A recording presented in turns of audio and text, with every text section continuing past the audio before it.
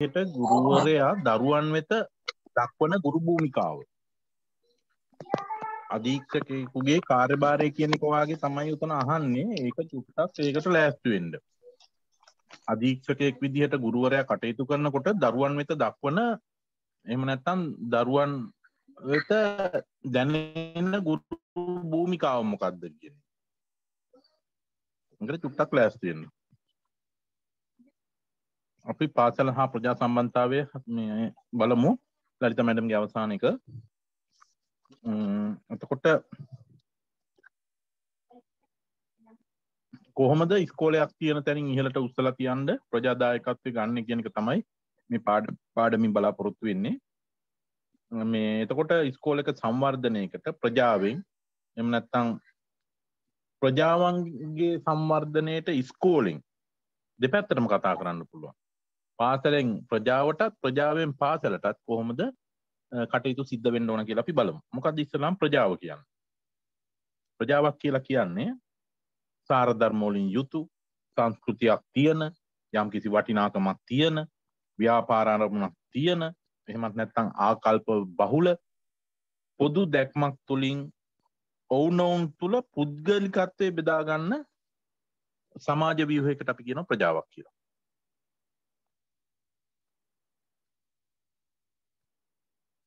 එතකොට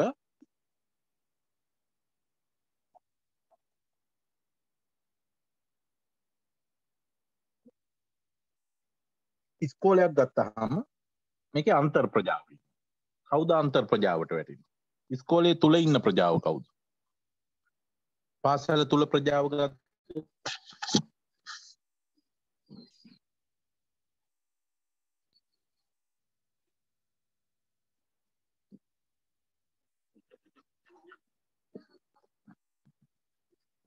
පාසල තුල ප්‍රජාව ගත්තොත් ශිෂ්‍ය ප්‍රජාව, ගුරු ප්‍රජාව, සමහර විට විදුහල්පතිවරු ඉන්නවා, නන් ඇකඩමික් කට්ටිය ඉන්නවා නම් ඒ ප්‍රජාව. ඒ කට්ටිය ගන්න පුළුවන්. එතකොට බාහිර ප්‍රජාව කියලා ගත්තොත් පාසලේ ගේට්ටුවෙන් එළියේ ඉන්න කට්ටිය. දෙමව්පියෝ, ආදි ශිෂ්‍යයෝ. එතකොට ව්‍යාපාරික සංගම් ඉන්නවා නම් ඒ අය. එතකොට පාසලේ සුබ පතන්න අභිවෘද්ධිය සඳහා කටයුතු කරන සියලු දෙනාම මේ බාහිර ප්‍රජාව විදිහට අපිට ගන්න පුළුවන්. එහෙනම් පාසල ඇතුලේ සහ පිට කියන එකට දෙකටම ප්‍රජා කාණ්ඩ ඉන්නවා කියන එක මතක තියාගන්න ඕන. එතකොට මේ ප්‍රජාවට අනන්‍ය වුණු එක එක සාර ධර්ම තියෙනවා. සංස්කෘතික වටිනාකම් තියෙනවා. අරමුණු ගොඩකුත් තියෙනවා. දැන් ආදි ශිෂ්‍ය සංගමයට වෙනම අරමුණක්. ව්‍යාපාරික ප්‍රජාවට තවත් අරමුණක්. එතකොට ප්‍රජාවට ආවේනික ආකල්ප, පොදු දැක්ම, පුද්ගලිකත්වයක් කියන දේවල් ප්‍රජාවට තියෙනවා. එතකොට පාසල් ප්‍රජාව කියන්නේ දැන් ওই ප්‍රජාව ගැන කතා කරපුවම ওই විදිහයි ඒක කඩනවා අපි පාසල් ප්‍රජාවට. එතකොට මේ ඉස්කෝලේ පෝෂිත පළාත තුල ඉන්න එහෙම නැත්නම් පෝෂිත කලාපයේ තුල ඉන්න පිරිසට අපි කියනවා පාසල් ප්‍රජාව කියලා. එතකොට නාලන්දේ ඉස්කෝලේ වටේ ඒ පෝෂිත කලාපේ ඒ ඉස්කෝලේ අයිති ප්‍රදේශයට අයිති අය තමයි ඒ ප්‍රජාව. ඒක අපිට මෙහෙ හරියන්නේ. එතකොට ඒ අදාළ පාසලේ පෝෂිත කලාපයේ තුල ඉන්න කට්ටියට අපි කියනවා පාසල් ප්‍රජාව කියලා. එතකොට මේක මම කලින් කිව්ව විදිහටම ප්‍රජාව කොටස් දෙකයි. ගුරුවරු, විදුහල්පති, සුළු සේවකයෝ, අනධ්‍යන අධ්‍යයන ඉතින් ගුරුවරු වැටෙනවනේ. කළමනාකරණ මණ්ඩලේ දරුවෝ මේ අභ්‍යන්තර ප්‍රජාවට ගන්න පුළුවන්. එතකොට බාහිර ප්‍රජාව කියන්නේ පෝෂිත ප්‍රදේශයේ ඉන්න පිරිස. ඉස්කෝලෙන් පරිබාහිරව දෙමව්පියෝ වෙන වෙන රටවල නියෝජනය කරන අයත් ඇති. සමහර විට ආනන්දේ බ්‍රිටිෂ් වල ඇති වෙනම එයාලගේ යුනියන් එකක් හරි වෙනම සංගමයක් හරි පිටවගෙන. ඒවත් වෙන්න පුළුවන්. ඒවත් පාසල් ප්‍රජාව විදිහට අපිට ගන්න පුළුවන්. එතකොට වෙනත් කලාපවලත් ඇති. දැන් මගේ ඉස්කෝලේ කුලියපිට සෙන්ට්‍රල් එකේ මම හිතන්නේ OB බ්‍රාන්ච් එකක් තියෙනවා කොළඹ. එතකොට ඒකේ වෙනත් කලාපයක වෙනත් කොට්ටාස්වල තමයි ඒක තියෙන්නේ. නමුත් ඒකත් අපිට මේ පාසලේ පාසල් ප්‍රජාව කියලා ගන්න පුළුවන්. එතකොට මේ පාසල කියන්නේ එහෙනම් මොකක්ද? පාසල කියන්නේ අධ්‍යාපනය කියන දේ සිප් 4 පොවන තැනට තමයි පාසල කියන්නේ. අධ්‍යාපනය දෙන තැන. එතකොට අධ්‍යාපනය කියන්නේ සමාජ ක්‍රියාකාරකම. ඒ සමාජ ක්‍රියාකාරකම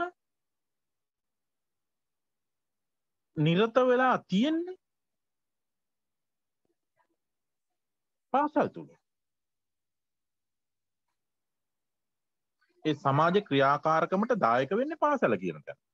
එතකොට බොහෝ මේ සන්දර්භවල පාසල්වල ක්‍රියාකාරීත්වයට ප්‍රජාසහභාගීත්වයෙන් ලොකු වැඩසටහනක් ක්‍රියාත්මක කරන්න පුළුවන්. උදාහරණයක් ගත්තහම මේ දරුවන් පාසලට ප්‍රවේශ වීම. දරුවාගේ ඉගෙනුම් ඉගැන්වීම් ක්‍රියාවලියට ඍජුව හෝ වක්‍රව දායක වෙනවා. දැන් හිතන්නකෝ ව්‍යාපාරික ප්‍රජාව මම කිව්වොත් අනේ මගේ විද්‍යාලේ මෙහෙමයි 11 වසරේ ළමයින්ට දැන් කොවිඩ් හින්දා මේ මෙයාලට පේපර් පොතක් තියෙනවා මේක ටක් ගාලා ප්‍රජාව ව්‍යාපාරික ප්‍රජා ආන්සර් දෙන්න අපි මේකේ කොපිස් කීයක් දෝන අපි මේ අපේ ව්‍යාපාරික ප්‍රජාවෙන් අපි ගහලා දෙන්න අනුග්‍රහය ව්‍යාපාරික ප්‍රජාව කියලා මෙයාලා ඒ කොපිස් ටික ගහලා දෙනවා අන්න ඒ වාගේ එක.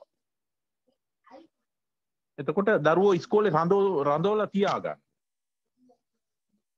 උදව් වෙනවා මේ බාහිර ප්‍රජාව. ඒත් එක්කම දරුවන්ගේ ආරක්ෂාවට උදව් වෙනවා. පැමිණීමේ අනුපාතයේ පාසල් පැමිණීමේ අනුපාතය වැඩි කරන්න පාසල් ප්‍රජාව උනන්දු මේ උදව් වෙනවා.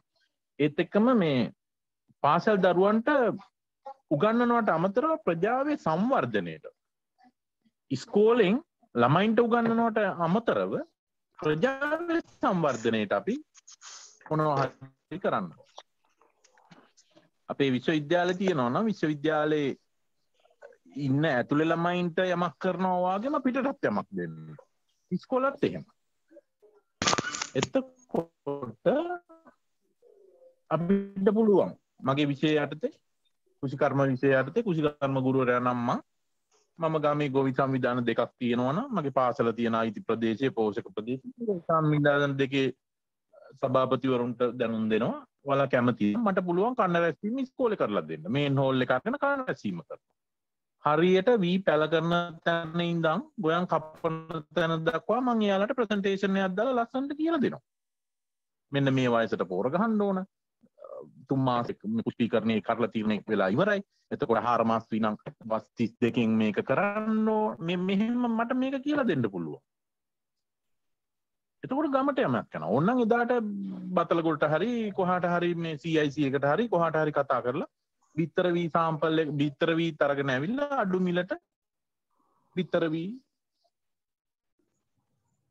බුසල ගොරුවින්ට අරගෙන යන්න පුළුවන් බෙදලා දෙන්න පුළුවන් අලුත් වැඩි දියුණු කරපු බීජ. එහෙම නැත්නම් පොල් පැලයක් බෙදලා දෙන්න පුළුවන්. පළතුරු පැලයක්, රඹුටන් පැලයක්. ඔය එක ටීචර් කෙනෙක් හිතුවද මම මේකට අමතරව කියන්නේ ගුරුවරු ඇති. හෝම්ස් කරන ගුරුවරු ඇති. ඉස්කෝලවල දරුවෝ දන්සල් දෙනවා. වෙසක් පොසොන් කාලේට අපේ හාමුදුරනේ ඕන තරම් දන්සල් තියෙනවා. ඔයාලා කවුරුවත් දීලා තියෙනවද පැල දන්සල? මං හිතන්නේ නැතුව ඇති. අසන චූටි මල් පැලයක්. ඒක සමහර විට කෙසෙල් පරණැල් වල ගොට්ටක වෙන්න ඇති. එහෙම නැත්නම් යෝගට් කෝප් එක වෙන්න ඇති. ලස්සන මල් පැලයක් හරි. ඒක දුන්නොත්. හැක් දෙන්න බලන්න මිනිස්සයා එක හිටවගෙන ගිහිල්ලා සමහර විට ඉස්කෝලේ තියෙන දවසක් නම් ඒ පළවෙනි මල ගෙනත් දෙයි ඉස්කෝලේට. එහෙම නැත්නම් හැමදාම කියයි මිරිස් පැල 5ක්. වැඩි ඕනේ.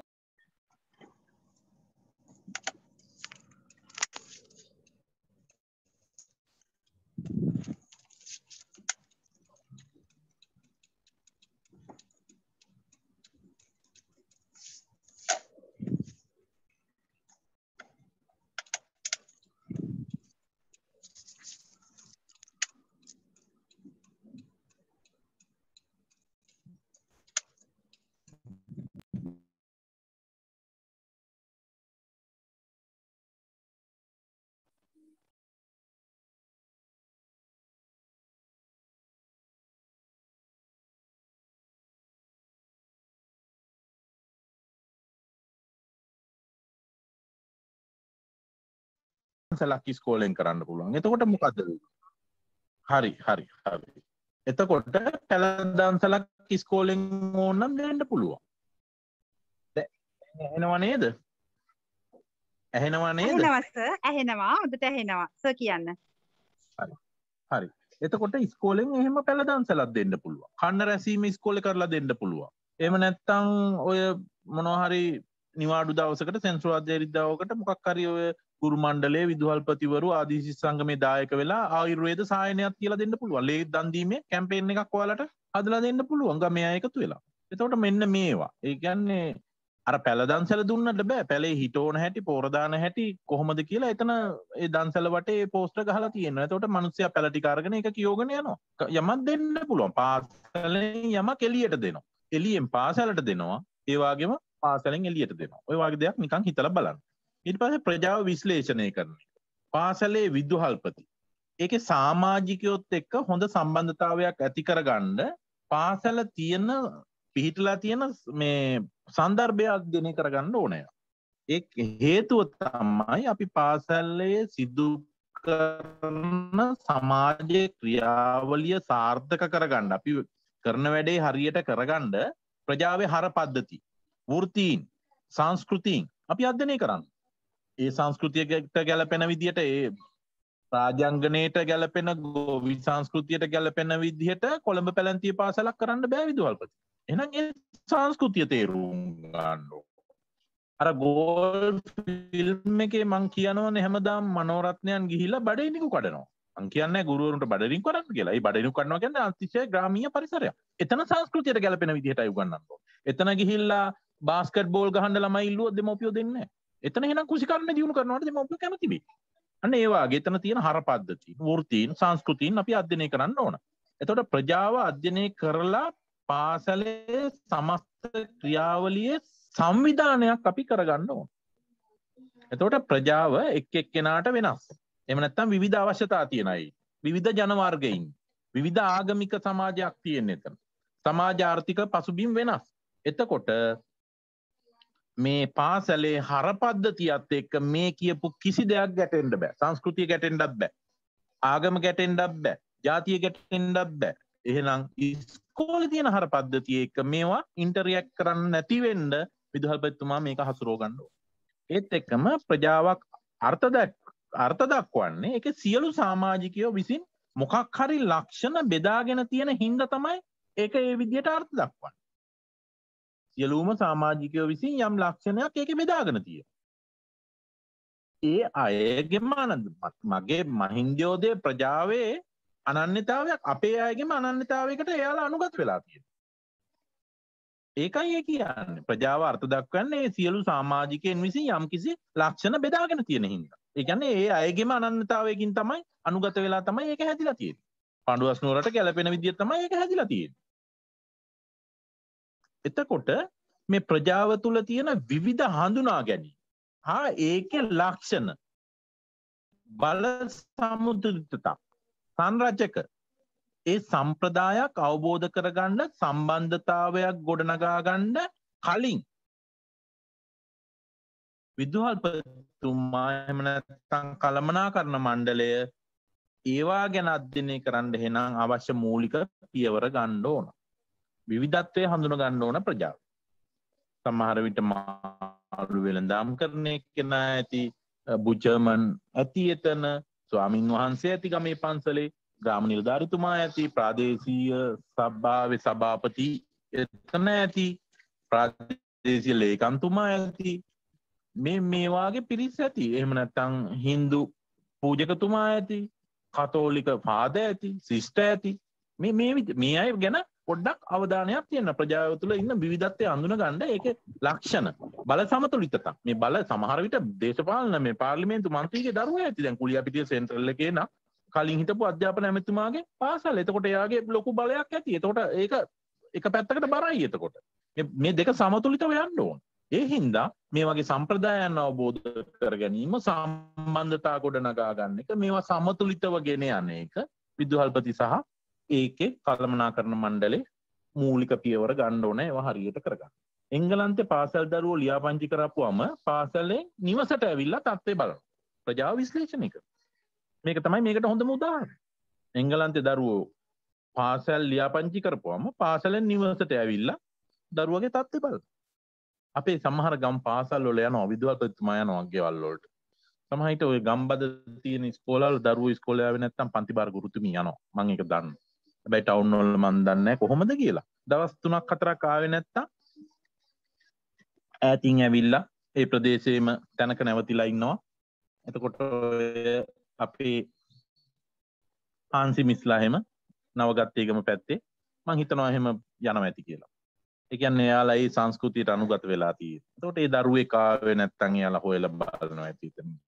අපේ ওই නවගත්තේකම එතකොට ඔය දුෂ්කර පළාත්වල ඉන්න ගුරුවරු එහෙමයි. තමන්ගේ ගමින් ගිහිල්ලා දුෂ්කර සේවයට ගිහිල්ලා රනිල් මහත්තයාගේ 81 ව්‍යවස්ථාව හින්දා දවල පත්‍රයේ හින්දා අනිවාර්යෙන් දුෂ්කර සේවාව අනිවාර්යයිනේ දැන්. එතකොට අපි ගිහිල්ලා ඒ සමාජගත වෙලා අපි ඒ දරුවෝ ගැන හොයනවා. එංගලන්තේ විතරක් නෙමෙයි. හැබැයි ටවුන් වල නම් ඒක වෙනවද කියන්න මම දන්නේ නැහැ. ටවුන් වල ඒක වෙන්නේ නැත්නම් අපි ඉස්කෝලේ නැත්නම් විදුහල්පතිතුමාට පන්තිපාර ගුරුවරයා විදියට අපිට ලියුම් 3ක් දෙන්න පුළුවන්. ලියුම් 3න් පස්සේ විදුහල්පතිතුමාට පුළුවන් මේක අරගෙන ගිහිල්ලා තමන්ගේ අධ්‍යාපන බලධාරීන් දැනුවත් කළා ප්‍රාදේශීය ලේකම් කාර්යාලයේ ඉන්නවකට වෙනම නිලධාරි කෙනෙක්. දරුවෝ පාසල් දෙන්නේ නැත්නම් පොලිසියේ ඉන්නවා වෙනම නිලධාරිනියක්. ප්‍රජා පොලිස් ඒකකයක් කියලා එකක් තියෙනවා. ඒකේ විශේෂ නිලධාරිනියක් හරි නිලධාරියෙක් හරි. මෙයාලා ගෙදරට යනවා ග්‍රාම නිලධාරිතුමත් එක්ක. ගිහිල්ලා මේ දරුවා ඉස්කෝලේ වයි. ඇයි මොකද අනිවාර්ය අධ්‍යාපනය. ඉස්කෝලේ වන්නේ නැත්තේ ඇයි කියලා බලනවා. එහෙම වුණොත් ඒ දෙමව්පියන්ට අනිවාර්යයෙන්ම දරුවා ඉස්කෝලේ වන්න වෙනවා. ඒක අධිකරණ කටයුත්තකට යටත් වෙනව නැත්තම්. ඒකට තමන්ගේ පාසලේ නගර බද නම් එච්චර මේ එහෙම තියෙනවා නම් ඔයාලා දැනුවත් කරලා ඇති. එතකොට ඒ අදාළ නිලධාරීන් ගිහිල්ලා දරුවව බලෙන් හරි ඉස්කෝලේ එවනවා. එතකොට එහෙම ක්‍රියාමාර්ග නීති පද්ධතියක් තියෙනවා. සැමට අධ්‍යාපනය කියන කන්නංගර ප්‍රතිසංස්කරණ යෝජනාවලිය යටතේ. එතකොට මේ වඩාත් ක්‍රියාශීලී පාසල් ප්‍රජාවක් ඇක්ටිව් ස්කූල් කමියුනිටි එකක් කියන්නේ අවුරුදු 30ක් විතර කාලයක් තුළ බොහෝ අධ්‍යාපන පර්යේෂණ වලින් පෞල් සංස්කෘතිය මේ එහෙම නැත්නම් පවුලේ සහභාගීත්වය පාසල් සිසුන්ට ධනාත්මක බලපෑමක් ඇති කරනවා කියලා නාවරණය කරගෙන තියෙනවා. අධ්‍යාපන පර්යේෂණ කරලා පවුලේ සහභාගීත්වය පාසල් සිසුන්ට ධනාත්මක විදිහට බලපෑමක් ඇති කරනවා කියලා කියනවා. අපි මට මතකයි අර අපි කැම්පස් එකේ කරපු නාට්‍ය එක කණ්ඩායම් බෙදලා අපි නාට්‍යයක් කරා. අපි UX කණ්ඩායමේ අපි කරා නාට්‍යයක්. දරුවා සොයිසස නෙමෙයි අපේ කවුද මේ මොහන් සර් ඉන්නවා නම් මේකට සාක්ෂි දරයි. දරුවා ඒක අපේ මැඩම්ගේ හිතේ තිබුණු සංකල්පයක්. එයාට අත්විඳින්න වුණු එකක්. අපි ඒක මේ වීදි නාට්‍යයක් විදිහට කරලා පෙන්නුවා. දරුවා ශිෂ්‍යත්වයට ලියන්නේ නැහැ. අහසේ පාවෙනවා ශිෂ්‍යත්වය ලියන වෙලේ සරුංගලයක්. තාත්තට කලින් කියනවා සරුංගලයක් හදලා දෙන්න කියලා. තාත්තා ව්‍යාපාරික මට්ටමේ ඉන්න කෙනෙක් තමයි තාත්තා කියන්නේ. එතකොට ඒ ව්‍යාපාර අරමුණු එයා තියෙන හැමතිස්සෙම ෆෝන් දෙකක් පාවිච්චි කර අතේ තියාගෙන මේවා ව්‍යාපාර කටයුතු කරනකොට තාත්තට සරුංගලයක් හදලා දෙන්න කිව්වහම තාත්තා එළවනවා. ක්ලාස් ටීචර්ට පේනවා දරුවාගේ වෙනසක්. දරුවා ශිෂ්‍යත්වයට යනවා. හොඳ සල්ලි තියෙන පවුලක. ශිෂ්‍යත්වයට ගිහිල්ලා අහසේ සරුංගලයක් ඈත දකිනවා. දරුවා හිතනවා මම මොකද ශිෂ්‍යත්වය ලියන්නේ? මම මොකද දෙමව්පියෝ සතුටු කරන්නේ? මම සරුංගලේ දිහා බලාගෙන ඉන්නවා. එයා සරුංගලේ දිහා ඕටෝමැටිකලි බලනවා. ශිෂ්‍යත්ව පේපර් එක හිස්ව දෙනවා. දක්ෂ ළමෙක්. අවසාන වෙලා තියෙන දේ ගෙදරට ගිහිල්ලා තමයි විදුහල්පතිතුමා තේරුම් ගන්නේ. එහෙනම් ගෙදර පරිසරය පාසලට බලපාන. තව හොඳ උදාහරණයක් තමයි ඔයාලගේ ඔය ටීවී එකේ යන ඇඩ් එකක්. තාත්තේ මේ වාගේ ගයක් නම් මේ වාගේ දෙයක් ඒ දරුවට වෙන්න ඉඩ තියන්න එපා කියලා ආකිටෙක්චර් කෙනෙකුට ගෙදරක ප්ලෑන් එකක් අඳිනකොට ළමයා ඇවිල්ලා කියනවා තාත්ති අදත් වැඩද කියලා අහනකොට. හොඳම වෙලඳ දැන්වීම. එහෙනම් පවුලේ පරිසරය කෙලින්ම බලපානවා දරුවගේ අධ්‍යාපනයට. එතකොට ඒක ධනාත්මක බලපෑමක් ඇති කරනවා නම් හොඳ පැත්තට යනවා. ඍණාත්මක පැත්තෙන් යනවා නම් සහයෝගයක් නැත්නම් දරුවගේ අධ්‍යාපනය බොහෝ දුරට මග නවතින්න ඉඩ තියෙනවා. එතකොට ක්‍රියාශීලී පාසල් ප්‍රජාව කියන්නේ දරුවන්ගේ අධ්‍යාපන කටයුතු සඳහා සක්‍රියව දායක වන ප්‍රජාවන්ට. මුදල් ඇති අය, ප්‍රජාවේ ආර්ථික හැකියාවෙන් අඩු අයට තමන්ගේ දරුවා ගෙවාගෙන අනිත් අයට ඉගෙන ගන්න උදව් කරනවා. පොත් අරන් දෙනවා. නිල ඇඳුම් ටික අරන් දෙනවා. සපත්තු අරන් දෙනවා. තියෙන අය නැති අයට උදව් කරනවා. ඒක නම් අපි ඉස්කෝලවල දකිනවා. අනේ දරුවන්ගේ නමවත් ගෑවෙන්න එපා, අපේ නමවත් ගෑවෙන්න එපා. මේක ටීචර් හොයලා බලලා මේ අද අපේ දරුවගේ උපන්දිනේ මේ පොත් ටික දරුවන්ට බෙදලා දෙන්න නැති අයට කියලා එහෙම අම්මලා තාත්තලා දීලා යනවා. එතකොට දරුවන්ගේ අධ්‍යාපන සාධනයේ ඉහළ තත්ත්වයකට පත් කරගන්න පුළුවන් ප්‍රජාදායකත්වය. එතකොට ක්‍රියාශීලී පාසල් ප්‍රජාව ප්‍රතිකාරය වැඩසටහන හදලා ආබාධිත දරුවන්ට උගන්වන ක්‍රමවේද හදලා දරුවන්ගේ අධ්‍යාපන සාධන ඉහළ දාන්න ගොඩක් උදව් වෙනවා. ආබාධිත දරුවෝ එකතු කරගෙන එයාලව ඉස්කෝලේ කොහොම හරි ගෙන්නගෙන ඒ දරුවන්ට අධ්‍යාපනයේ සාධනය. ඒ කියන්නේ ඒ වාගේ දරුවෙක් අහිංසකයි. ඒ වාගේ දරුවෙකුට කරන්න දෙයක් නැහැ. ඉගෙන ගත්තක මොකක් තිබුණොත් මොනවා හරි කරගන්න පුළුවන්. එතකොට ඒ අයට උගන්වන්න මේ ප්‍රජාදායකත්වයේ තියෙනවා. එතකොට සමහරවිට ස්වෙච්ඡාවෙන් ගුරුවරු ඉදිරිපත් වෙලා එනවා උගන්වන්න ඔය හස්ත කර්මාන්ත දේවල් එහෙම උගන්වන්න ඔය මේ ළඟ තියෙනවා විවිධ මධ්‍යස්ථාන ඒ ටීචර්ස්ලා එනවා කැමැත්තෙන් ඇවිල්ලා ඒ දරුවන්ට උගන්වනවා ප්‍රජාදායකත්වය. එතකොට මේ පාසල් ප්‍රජාව තුළ වෛද්‍යවරු ඉන්න පුළුවන්, දේශපාලඥ, ගුරුවරු, ඒ පුද්ගල විවිධ අය ඉන්නවා. එයාලගෙන් අපිට විවිධ සහායන්, විවිධ සම්බන්ධතා මගින් මේ සහයෝගය ගන්න පුළුවන්. එතකොට මේ ප්‍රජාව සහභාගී වන ආකාරය පාසල් කටයුතු වලට කොහොමද මේ ප්‍රජාව සහභාගී වෙන්නේ? විධිමත්ව සහභාගී. ඔෆිෂියල් සංවිධානය කරලා තියෙන දේවල් වලට එන්න පුළුවන්. දෙමාපිය ගුරු සංගම. මේක ඔෆිෂියල් සංගමයක්. පාසල් අනුග්‍රහය දක්වන කමිටුව. එහෙම නැත්නම් මේකට මොකද්ද කියන්නේ? පාසල් සංවර්ධන සමිතිය. ආදි ශිෂ්‍ය සමිති. සංගම්. මේවා එහෙම නැත්නම් ආදි OG එක කියන්නේ all girls association එක. OB එක all boy association එක. ඔය වගේ වට ඔය විධිමත් සංවිධාන. විධිමත් සහභාගීත්වය. අවිධිමත් සහභාගීත්වය තියෙනවා. මට විනාඩියක් දෙන්න.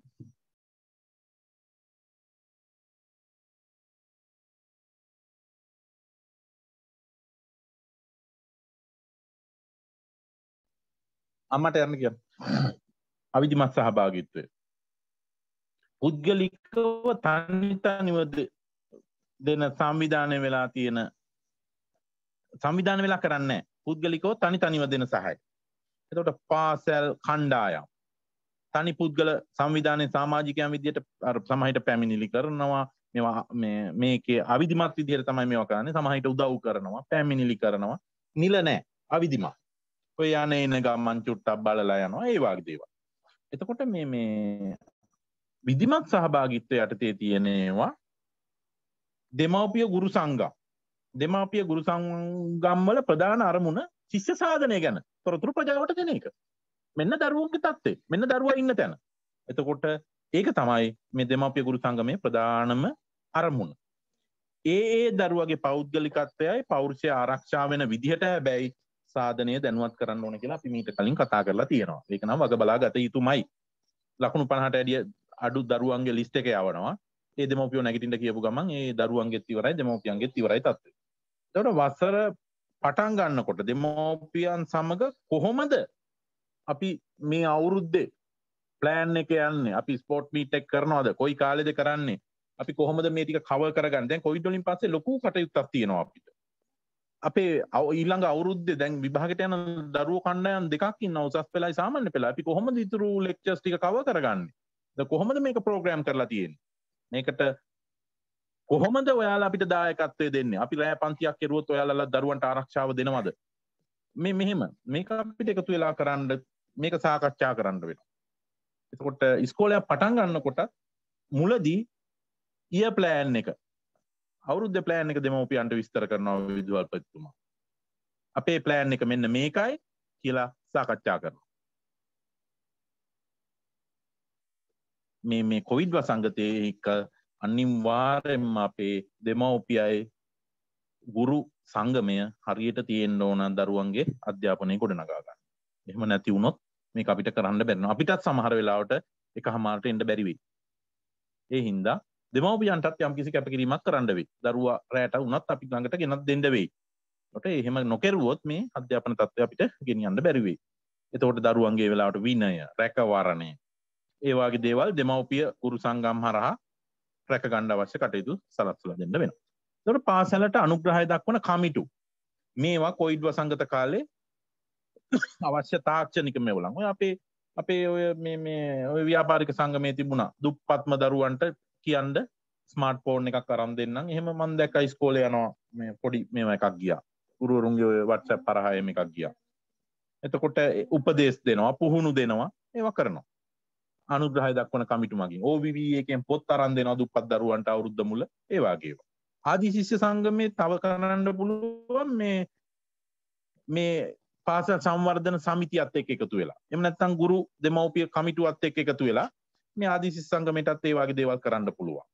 ඔවුන්ගේ සුවිශේෂී දායකත්වයන් ලබා දෙන්න පුළුවන්. එහෙම නැත්නම් ওই විභාග කාලෙට මගේ ඉස්කෝලේ නම් මේ පේපර් එකට සම්බන්ධ එහෙම නැත්නම් ඒ අදාළ කැම්පස් එකේ ලෙක්චරර් කෙනෙක් ගෙනල්ලා ගෙස් ලෙක්චර් එකක් තියෙනවා. ඒ වගේ දේවල් OB එකට කරන්න පුළුවන්. ඒක තනියම කරන්න බෑ. ඉස්කෝලේ දෙමව්පිය ගුරු ප්‍රජාවගේ සහභාගීත්වයෙන් OB එකෙන් තමයි මේ සෙමිනාර් සීරීස් එක කරලා දෙන්නේ. එහෙම කරන්න පුළුවන්. එහෙම නැත්නම් OB එකට පුළුවන් ඉස්කෝලේ ශිෂ්‍ය නායක කණ්ඩායමට බෑන්ඩ් කණ්ඩායමට නිල ඇඳුමක් නැත්තම් අන්න ප්‍රජාවේ දායකත්වය ඇතුව මොකක් හරි එකක් කරලා ලක්ෂ 5කට අඩු මුදලක් එකතු කරලා ඉස්කෝලේ තුල ඒක වියදම් කරගන්න පුළුවන්. ගිණුම් පවත්වාගෙන ඔය විදිහට දේවල් කරන්න පුළුවන්. ප්‍රජා සහභාගීත්ව ආකාරය මේක සැලසුම් කරනකොට කොහොමද ප්‍රජාවේ දායකත්වය අපි ගන්න? විධිමත් සහභාගීත්වය ආදිශීෂ සංගමයේ වාගේ විධිමත් සහභාගීත්වයන් තියෙනවා. ව්‍යාපෘතියක් සැලසුම් කරන ප්‍රතිපත්ති සම්පාදනය කරනකොට sannivedanයේදී ගැටලු මොනවා හරි තියෙනවා නම් ඒවා දැන් හිතන්නකෝ ඉස්කෝලේ ආසන්නේ මේ තියෙනවා මොකක් හරි තැබෑරුමක්. මේක අහන්න වෙනවා. මොකද දරුවෝ නැත්තම් ඕක අපිට පාලනය කරගන්න බෑනේ. එතකොට අපිට මොකේ බාර් එක වහගන්න නම් අපිට ඒකට ප්‍රජාවේ සහභාගීත්වය අවශ්‍ය වෙනවා. එතකොට ඒ ගැටලුවක් විසඳ ගන්න. දරුවන්ට ආරක්ෂාව නැත්තම් ඒවා සපේ ගන්න අපිට මේ ප්‍රජාවේ දායකත්වය ගන්න වෙනවා. වැඩසටහන් මම අර කියපු විදිහට සෙමිනාර් සීරීස් ඒ වගේ වැඩසටහන් සංවිධානය කරගන්න, ක්‍රීඩා උත්සවයේ සංවිධානය කරගන්න ඕන. ඊට අමතරව මූල්‍යකරණයේදී අපිට ප්‍රජාව දායක කරගන්න ඕන. ඇගීමේ නියාමනයේදී ඒවටත් අපිට ප්‍රජාව දායක කරගන්න වෙනවා. විධිමත් විදිහට වැඩසටහන් සම්පාදනය කරන පාර්ශවයක ප්‍රජාවට සහභාගී වෙන්න පුළුවන් මේ කටයුතු සඳහා. එතකොට විවිධ භාවයකින් යුතුව පාසලේ ප්‍රජාව සහභාගී කරගන්න පුළුවන්. මේ විනිවිද ගතිය. ඒ කියන්නේ මුදල් පරිහරණය කරනවා නම් අපිට මේ විවිධ කෙනා එක එක විදිහට අපිට ඉස්කෝලේට ආධාර දෙනවා. අපි ඒකින්ද මේක මේ හරියට ට්‍රාන්ස්පරන්ස් වෙන්න විනිවිද භාවයකින් යුතුව පාසල් ප්‍රජාව සහභාගී කරගන්න ඕන. එහෙම නැත්නම් විදුහල්පති අර සෙට් එකත් එක්ක එකතු වෙලා ව්‍යාපාරික ප්‍රජාවත් එක්ක එකතු වෙලා මාටියා ගැහුවා. එහෙමනේ අහන්න වෙන්නේ. එහෙම නොවෙන්න ඕන. මේක ඉතා අමාරුයි. එතකොට ප්‍රජා දායකත්වය ලබා ගන්න හරි අමාරුයි. පරිස්සමින් පාසලට අවශ්‍ය ප්‍රජා දායකත්වයේ සපය ගැනීම විදුහල්පතිතුමා සහ ගුරු මණ්ඩලය කරන්න ඕන. එතකොට මූල්‍ය කටයුතු වල මම නැවත කියනවා විනිවිදභාවය උපරිම තියෙන්න ඕන. සාකච්ඡා මාර්ගයෙන් ප්‍රජා දායකත්වයේ මේකට සහභාගී කරගෙන සාකච්ඡා කරලා තීරණයක් අරගෙන කොටේෂන් 3ක් අරගෙන අඩුම මුදලට හරි එහෙම නැත්නම් ඒ ස්පෙක්ට් වලට අදාළව වියදම් කරන්න බලන්න විදුහල්පතිතුමා කෙලින්ම මණ්ඩලයක් කරහා තමන්ගේ ආරක්ෂාව සපය ගන්න. ඒතකොට ව්‍යාපෘතියක් මොනිටර් කරනකොට ප්‍රතිකාර වැඩසටහන් ක්‍රියාත්මක කරනකොට ප්‍රජා දායකත්වය අනිවාර්යයෙන්ම අපිට ගන්න වෙනවා. ඒත් එක්කම ඕනම ප්‍රශ්නයකදී අවශ්‍යතාවයකදී පාසලට ප්‍රජා දායකත්වය ගන්න. එතකොට සහභාගීත්වයේ ප්‍රතිඵල. එතකොට පාසලෙන් බැහැර ඉගෙනීමට වැඩි සහයෝගයක් ලැබෙනවා මේ ප්‍රජා දායකත්වය දරුවන්ට ලැබුණා. පාසලෙන් පිට ඉගෙන ගන්න හොඳ පරිසරයක් ගොඩනගන්න. ගෙදර පවා හොඳ පරිසරයක්. තාත්තා පොඩ්ඩක් අඩියක් පුඩියක් ගහලා ගෙදර එනවා නම් ඉස්කෝලේට ගෙන්නලා තාත්තේ මෙහෙමයි විභාගෙ ළඟයි. දැන් අපි මොකද කරන්නේ? කොහොමද තාත්තා දරුවට සහයෝගය දෙන්නේ කිව්වම තාත්තා ඔටෝමැටිකලි කන්ට්‍රෝල් වෙනවා. රෙකෝඩ් මියුසික් බාර් තියෙනවා නම් එතකොට ගෙවල් ආසන්නේ. එතකොට මේ දරුවන්ගේ විභාගෙනේ ඒ වගේ දෙමව්පියෝ වෙනවනේ. ඇවිල්ලා මේ එතකොට දැන් මේ දරුවන්ට අපි ගමක් විදිහට රටක් විදිහට සහභාගී වෙන්න මේ සහාය වෙන්න වෙනවා කියලා ගමේ පන්සලේ ආමුදුරු දායක සභාවේ හරි මරණාධාර සමිතිය හරි කිව්වහම ඒ සයිලන්ස් වෙනවා ගමම. තමයිගේ විභාගෙනේ කියලා. චූම්පාංකාරයෙක්වත් අර මේ හෝන් එක උනට වැඩිය දාගෙන යන්න එච්චරම මේ සංවර වෙනවා. ඒක දැන් විභාග මධ්‍යස්ථානයක් කියලා ගහපුවම එතන පුදුම සංවරයක් තියෙනවා. එතකොට මේ පාසල ගැන වැඩි ප්‍රජා විශ්වාසයක් ගොඩනගා ගන්න ඕන. ගුරුවරු හොඳට උගන්වනවා කියලා විශ්වාසය ඇති කරගන්න ඕන ප්‍රජා දායකත්වය ගන්න නම්. ඒ ඉස්කෝලේ කිසි ගේමක් නැහැ. අපි ටියුෂන් අරින්න ඕනේ. අපේ දරුවෝ ටික කොට දානවා කියලා දෙමව්පියෝ තුල විශ්වාසය ප්‍රජාවේ විශ්වාසය આવොත් තමයි ඒක වෙන්නේ. මට උදාහරණයක් මට ඇවිල්ලා කිව්වා ව්‍යාපාරික ප්‍රජාව අපේ සර් ඔයා ඉස්කෝලේට ආවා කියලා අපි දැනගත්තා. අපි සතුටු වෙනවා අපේ ඉස්කෝලේ මේක අපි මේක රැකගන්නේ පණ වාගේ. සර්ට මොනවද වුණා? මං කිව්වේ මට මේ යුනිට් එකට මල්ටිමීඩියා ඕක සුළු දෙයක්. අපි කම්පියුටරේ මල්ටිමීඩියා එකයි සර්ට අරන් දෙන්න. සර් දරුවන්ට කරන්න ඕන දේ කරන්න. එහෙම තියෙනවා. පුස්තකාලයට පොත් නැත්තම් යාලා අරන් දෙනවා. ඒකට ඒ ගුරුවරයා අනුව තමයි ගුරුවරයා විදුහල්පතිතුමා එහෙම නැත්නම් නියෝජිත විදුහල්පතිතුමා මේ සම්බන්ධතාව අනුව තමයි ඒක ගොඩ නැගෙන්නේ. එහෙම නැත්නම් බෑ. එතකොට ඉස්කෝලේ රැස්වීම සඳහා හොඳ දායකත්වයක් ලැබෙනවා. හොඳ ස්වේච්ඡා සේවයක්. අනේ ඩෙස් ටික කැඩලා තියෙනවනේ මේ මොකද කරන්නේ කියලා. නෑ සර් මේ අපි ඉන්නවා අපේ මේ වඩු බාසුන් නැල ඉන්නවා අපි ගෙනල්ලා ඒක හදලා දානවා. එම් බාර ගන්නවා. පුළුවන් හැම විටම පාසල් කටයුතු වලට ඉදිරිපත් වෙනවා. ඉස්කෝලවල උත්සව සඳහා සහභාගීත්ව වෙනවා. නැටුම් උත්සවෙත් නැටුම් ටීචර්ලා දන්නවා ඇති. අම්මලා බලෙන් ඇවිල්ලා ඇඳුම් ටික සමහරවිට අනිත් අයටත් ස්පොන්සර් කරලා ක්‍රීඩා කණ්ඩායමට ටී-ෂර්ට් එකක් ස්පොන්සර් කරලා එයා පුදුම විදියට ඒකට දායක වෙනවා. හොඳ ප්‍රතිපත්ති සංවිධානය කරන්න නීති සම්පාදනයට දායක වෙනවා. ඔය වෛද්‍යවරු ඉන්නවනම් දැන් අපේ අයියාගේ දුවලා යන ඉස්කෝලේ මේවා කරලා ඔය එක එක කැම්පේන් සෞඛ්‍ය කඳවුරු ඒවට යන්න ඕන. ඒ වෛද්‍යවරයෙක් ඉන්නවනම් එමත් නැත්තම් එක එක දේවල් කරන්න පුළුවන් අපිට. නර්ස් කෙනෙක් ඉන්නවනම් එතකොට මේ සෞඛ්‍ය පැත්තට ඉන්නවනම් ආයුර්වේද වෛද්‍යවරයෙක් ඉන්නවනම් ඔය මේ ඒක හරහා ඉස්කෝලේ පොඩි ඔය තෙල් බේත් ටිකක් බෙදලා දෙන එකක් ඔය වයසක අම්මලාට ඒ වගේ දේවල් කරන්න පුළුවන්. බ්ලඩ් ඩොනේෂන් එකක් ඒවා කරන්න පුළුවන්.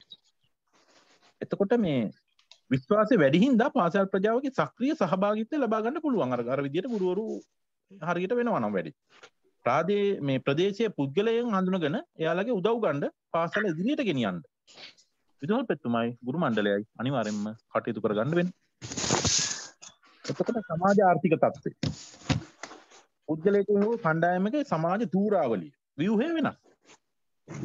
අපේ පාසල් සීමාව තුළ විවිධ දූරාවලි දරන අය ඉන්නවා. එතකොට පවුලක සාමාන්‍යයෙන් සමාජ ආර්ථික තත්ත්වය පදනම් වෙන්නේ පවුලේ ආදායම, දෙමව්පියන්ගේ අධ්‍යාපන මට්ටම, රැකියාව, තරාතිරම ඒවා මත තමයි ආර්ථික මට්ටම තීරණය වෙන්නේ. එතකොට ඉහළ සමාජයේ ආර්ථික තත්ත්වය පවුලේ තමන්ගේ දරුවන්ට අධ්‍යාපනය සූදානම් කරනකොට එහෙම නැත්නම් පුළුල් සම්පත් ඔවුන්ට ඇති හින්දා වැඩි සාර්ථකත්වයක් ඒ පවුල්වල අධ්‍යාපන සංවර්ධනයේදී දරුවන්ට ලැබෙනවා. එයාලගේ පුළුල් පරාසයක සම්පත් පැතිරලා තියෙනවා. ඉහළ රැකවරණයක් දරුවන්ට තියෙනවා. පොත්පත් එහෙම අන්ලිමිටඩ්. ඉන්ටර්නෙට් පරිගණක ඒවා තියෙනවා. ඕන තරම් තියෙනවා. ඒකට දැනුම් ක්‍රියාකාරකම් දිරිගැන්වීම මඟ පෙන්වීම අත්දැකීම් ඕන තරම් දරුවන්ට දෙමව්පියන්ගෙන් ගන්න පුළුවන්. දරුවන්ගේ සෞඛ්‍ය තත්ත්වය හොඳයි. ඉහළ සමාජ ආර්ථික තත්ත්වයක් තියෙනවා. සමාජ චිත්තවේගීය හා සංජානන සංවර්ධනය හොඳ තත්ත්වෙන් තියෙනවා. එතකොට පහළ අධ්‍යාපන පන්තිවල දරුවන්ට අධ්‍යාපනය නිරත කරවන්න හරි ගැටලු තියෙනවා. ඉස්කෝලේ දාගෙන ඉන්න ඉරිච්ච නැති සපත්තු දෙකක්. ඉරිච්ච නැති කලිසම් කොටයක්. ඉරිච්ච නැති ගවුමක් නැහැ. කවකොට පෙට්ටිය ගේන්න කිව්වට ගේන්න කවකොට පෙට්ටියක් නැහැ. සුදුම් නෙළුම කෝ සොර බොර වැවේ. මතක ඇති සින්දුව.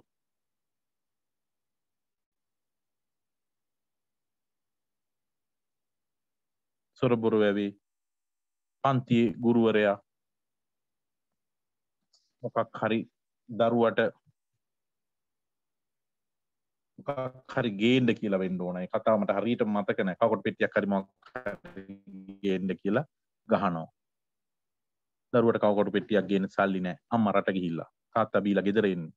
කැටේට එකතු කරගන්න සල්ලි හොරකම් කරලා බොනවා. නංගිට ලුණුයි බතුයි දීලා කණ්ඩ දීලා උයලා අයියා උදේට ඉස්කෝලේ හැමදාම පරක් වෙලා හැමදාම ගුටි කනවා. ඊට පස්සේ දරුවා ශිෂ්‍යත්වයට හරි මොකක් හරි කටයුත්තකට ඊට පස්සේ දරුවා ශිෂ්‍යත්වෙත් ලියනවා. ඊට පස්සේ දරුවා මොකක් හරි ඔය කවුරුත් පෙට්ටියක් හරි මොකක් හරි ගන්න ඒ ශිෂ්‍යත්වයේ ලියලා ප්‍රතිඵල එනකන් හරි මොකක් හරි කතාවක් තියෙන්නේ. මේ කවුරුත් පෙට්ටිය ගන්න ගිහිල්ලා මල් කඩන්න යනවා උදේට ගිහිල්ලා මේ පන්සලේ මල් විකුණනවා. මල් විකුණන අයට මල් විකුණලා කීයක් හරි හොයාගෙන තමයි මේ කටයුතු කරන්නේ. ඉතින් මේ දරුවා දවසක් ගිහිල්ලා මල් කඩනකොට ගිල්ලා මැරෙනවා වෙවි. ප්‍රතිඵල වාර්තාවේ. ගුරුවරයා එනවා. ඒ වෙලාවේ පරිපාලන නිලධාරියෙක් පස්සේ. ගුරුවරයා ගිහින් බලනකොට සුදු කොඩි දාලා ගෙදර. කවුරුටත් අතුරට ගිහින් බලනකොට දරුවා මැරිලා. ශිෂ්‍යත්වය ඉහළින්ම පාස් වෙලා. දරුවාගේ පෙට්ටිය උඩ ගුරුවරයා ගිහිල්ලා ශිෂ්‍යත්ව ප්‍රතිඵලය තියලා එනවා. අඩු සමාජ ආර්ථික තත්ත්වයක් හින්දා අකාලේ දරුවෙක් මිලින වෙනවා. හොඳ සාක්ෂි තියෙනවා. දරුවෝ කවදාවත් අරක ගෙනල්ලා මේක ගෙනල්ලා කියලා බල කරන්න එපා. චුට්ටක් හිට කරලා බලන්න මොකද්ද තත්ත්වය කියලා. ටීචර්ලාට ඕක හොඳට බලා ගන්න පුළුවන්. අපි දවල්ට බත් එක කන්න යන්නේ නැතුව එක ඉන්ටර්වල් එකක දරුවන්ගේ කෑම එක දිහා පොඩ්ඩක් බලන්න. එතකොට ඔයාලට තේරෙයි කොහොම ආර්ථික පසුබිම්ද තියෙන්නේ.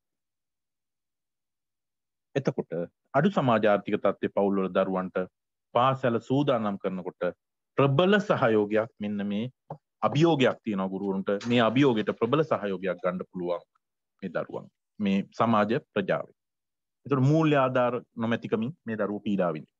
අධ්‍යාපන ආධාරක මං කිව්ව විදිහට කවකටු පෙට්ටි වෙන්න පුළුවන්, පොත් වෙන්න පුළුවන්, ඉගෙනුම් ද්‍රව්‍ය ඕන දෙයක් අඩුපාඩුවක් වෙන්න. ඔයාලා ඔන්ලයින් කරනවා දඩි බිඩි ගාලා. සමහර වෙලාවට ගෙදර අද මන් නිවුස් වල දැක්ක 12ට ඒ අම්මලා අඬනවා. පොළොන්නරුවේද කොහෙද? ගස් ලැබු තම්බලා පොළොස්සේ ගස් ලැබුයි කණ්ඩ තියෙන්නේ. රට වහලා අපි කොහොමද ජීවත් වෙන්නේ කියලා. ඒ ළමයින්ට අපි ඔන්ලයින් උගන්වන්න ගියොත් ඒ මිනිස්සුන්ට මොනවා හිතෙයිද? ගොඩක් දේවල් තියෙනවා ටීචර්ලා අපිට හිතන්න. එතකොට අපිට මේ ප්‍රජාවේ දායකත්වය අරගෙන ඇයි මේ දරුවන්ට යමක් කරන්න කොච්චර දෙනෙක් ওই සිරසහරහා බලන්නකො දරුවන්ට ෆෝන් අරන් දුන්නද? දරුවෝ කොච්චර යාලට ස්තුතිවන්ත වෙනවද? ඒ දවස්වල ඔන්ලයින් පටන් ගත්තම වෙලාවෙ බලන්නකො. එතකොට දෙමෝපියන්ට කාලය, ශක්තිය, දැනුම නැතිකම සමහර වෙලාවට මේ දරුවන්ගේ අඩු ආදායම් ලාභී දරුවන්ගේ අධ්‍යාපන වලට බලපාන්න පුළුවන්. මේ අභියෝග විසඳ ගන්න කණ්ඩායමක් විදියට. එහෙම නැත්නම් තනියම.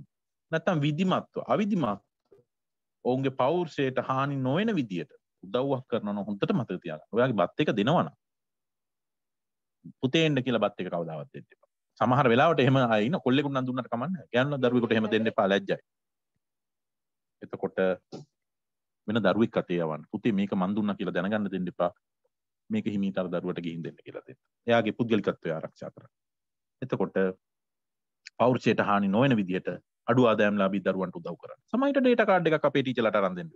ඔයාගේ පඩියෙන් කී දෙනෙකුට එහෙම වියදම් කරනවද කියලා හිතලා බලන්න. ඔයාගේ දරුවන්ට අමතරව හදවතට කතා කරලා අහලා බලන්න. සමහරවිට ඔයාගේ ගෙදර ඇති හොඳ ඇල්ටේෂන් බල්ලි. අහිංසක දරුවෙක්, දුප්පත් දෙමව්පියන්ගේ දරුවෙක් සමහර විට මදුරුවෝ කකා නිදා ගන්නවා ඇති. කුප්පි ලාම්පුවෙන් පාඩම් කරනවා ඇති. ඔයාගේ දරුවා බල්ලට හොඳ ඇඳක් ඇති, කුෂන් ඇඳක් ඇති. ඌට ප්‍රතිකාර වලට ඔයා වියදම් කරනවා ඇති ලක්ෂයකට වැඩිය මාසෙකට. බල්ලන්ටත් එහා ගිය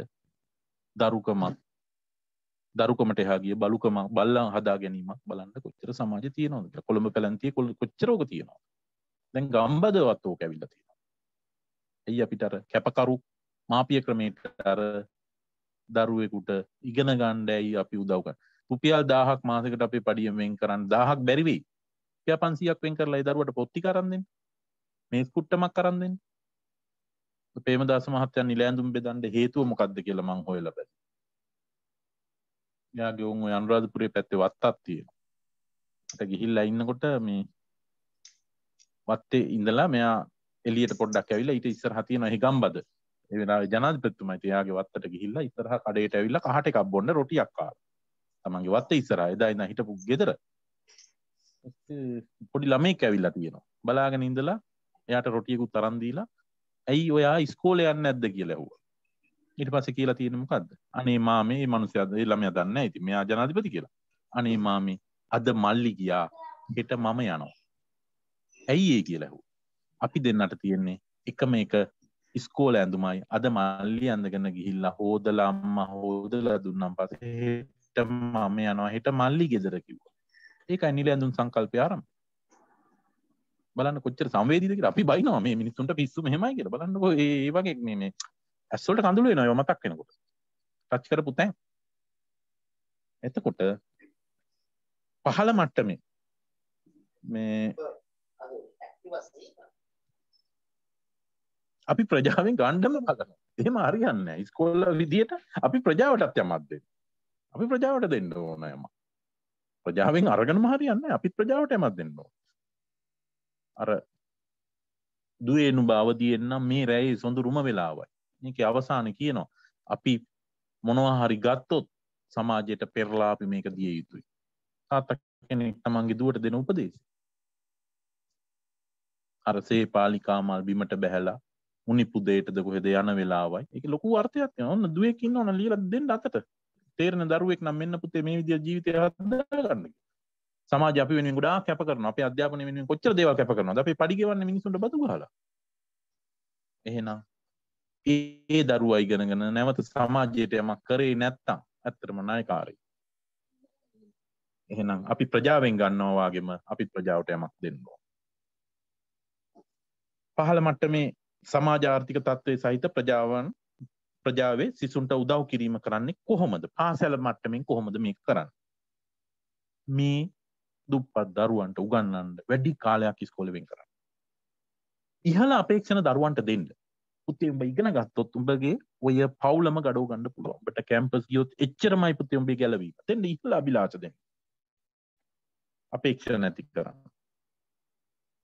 අධ්‍යාපන කටයුතු වලට සහාය වන පාසල් වාතාවරණයක් ඇති කරලා දෙන්න.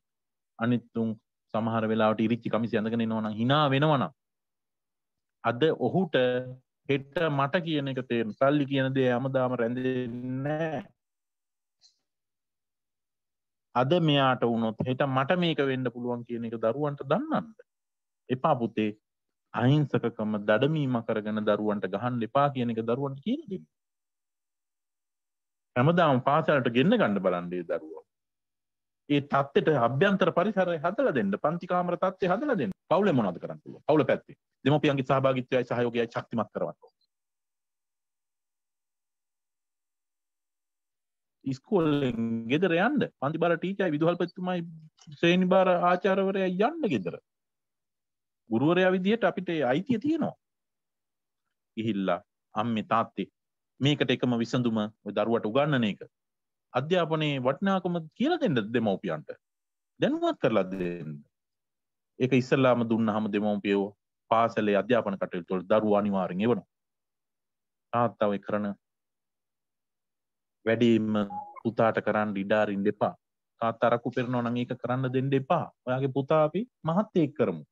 එතෙන්ට එන්න කියන එකට ගෙදරට ගිහිල්ලා මේ ඉගෙන ගත්තොත් විතරයි මේක කරන්න පුළුවන් තාත්තේ කියන එක දරුවට දෙන්න. අම්මේ දෙන්න. ඊට පස්සේ දරුවෝ හැමදාම පාසල් එවයි. එතකොට රජයක් විදිහට මොනවද කරන්නේ? අනේ මේ දරුවන්ට කොහොම හරි ගෙන්න ගන්න ප්‍රතිපත්ති නීති සම්පාදනය කරලා දෙන්න. දැන් නම් ගොඩක් දුරට මේ නීති තියෙනවා ඉතින්. එහෙම නැති දරුවෝ ඉන්නවා. නිදහස් අධ්‍යාපනය අඛණ්ඩව පුළුවන් තරම් ලබා දෙන්න. විශ්වවිද්‍යාල ගියාම දැන් නම් මම දන්නේ මහ පොළක් තියනවද කියලා.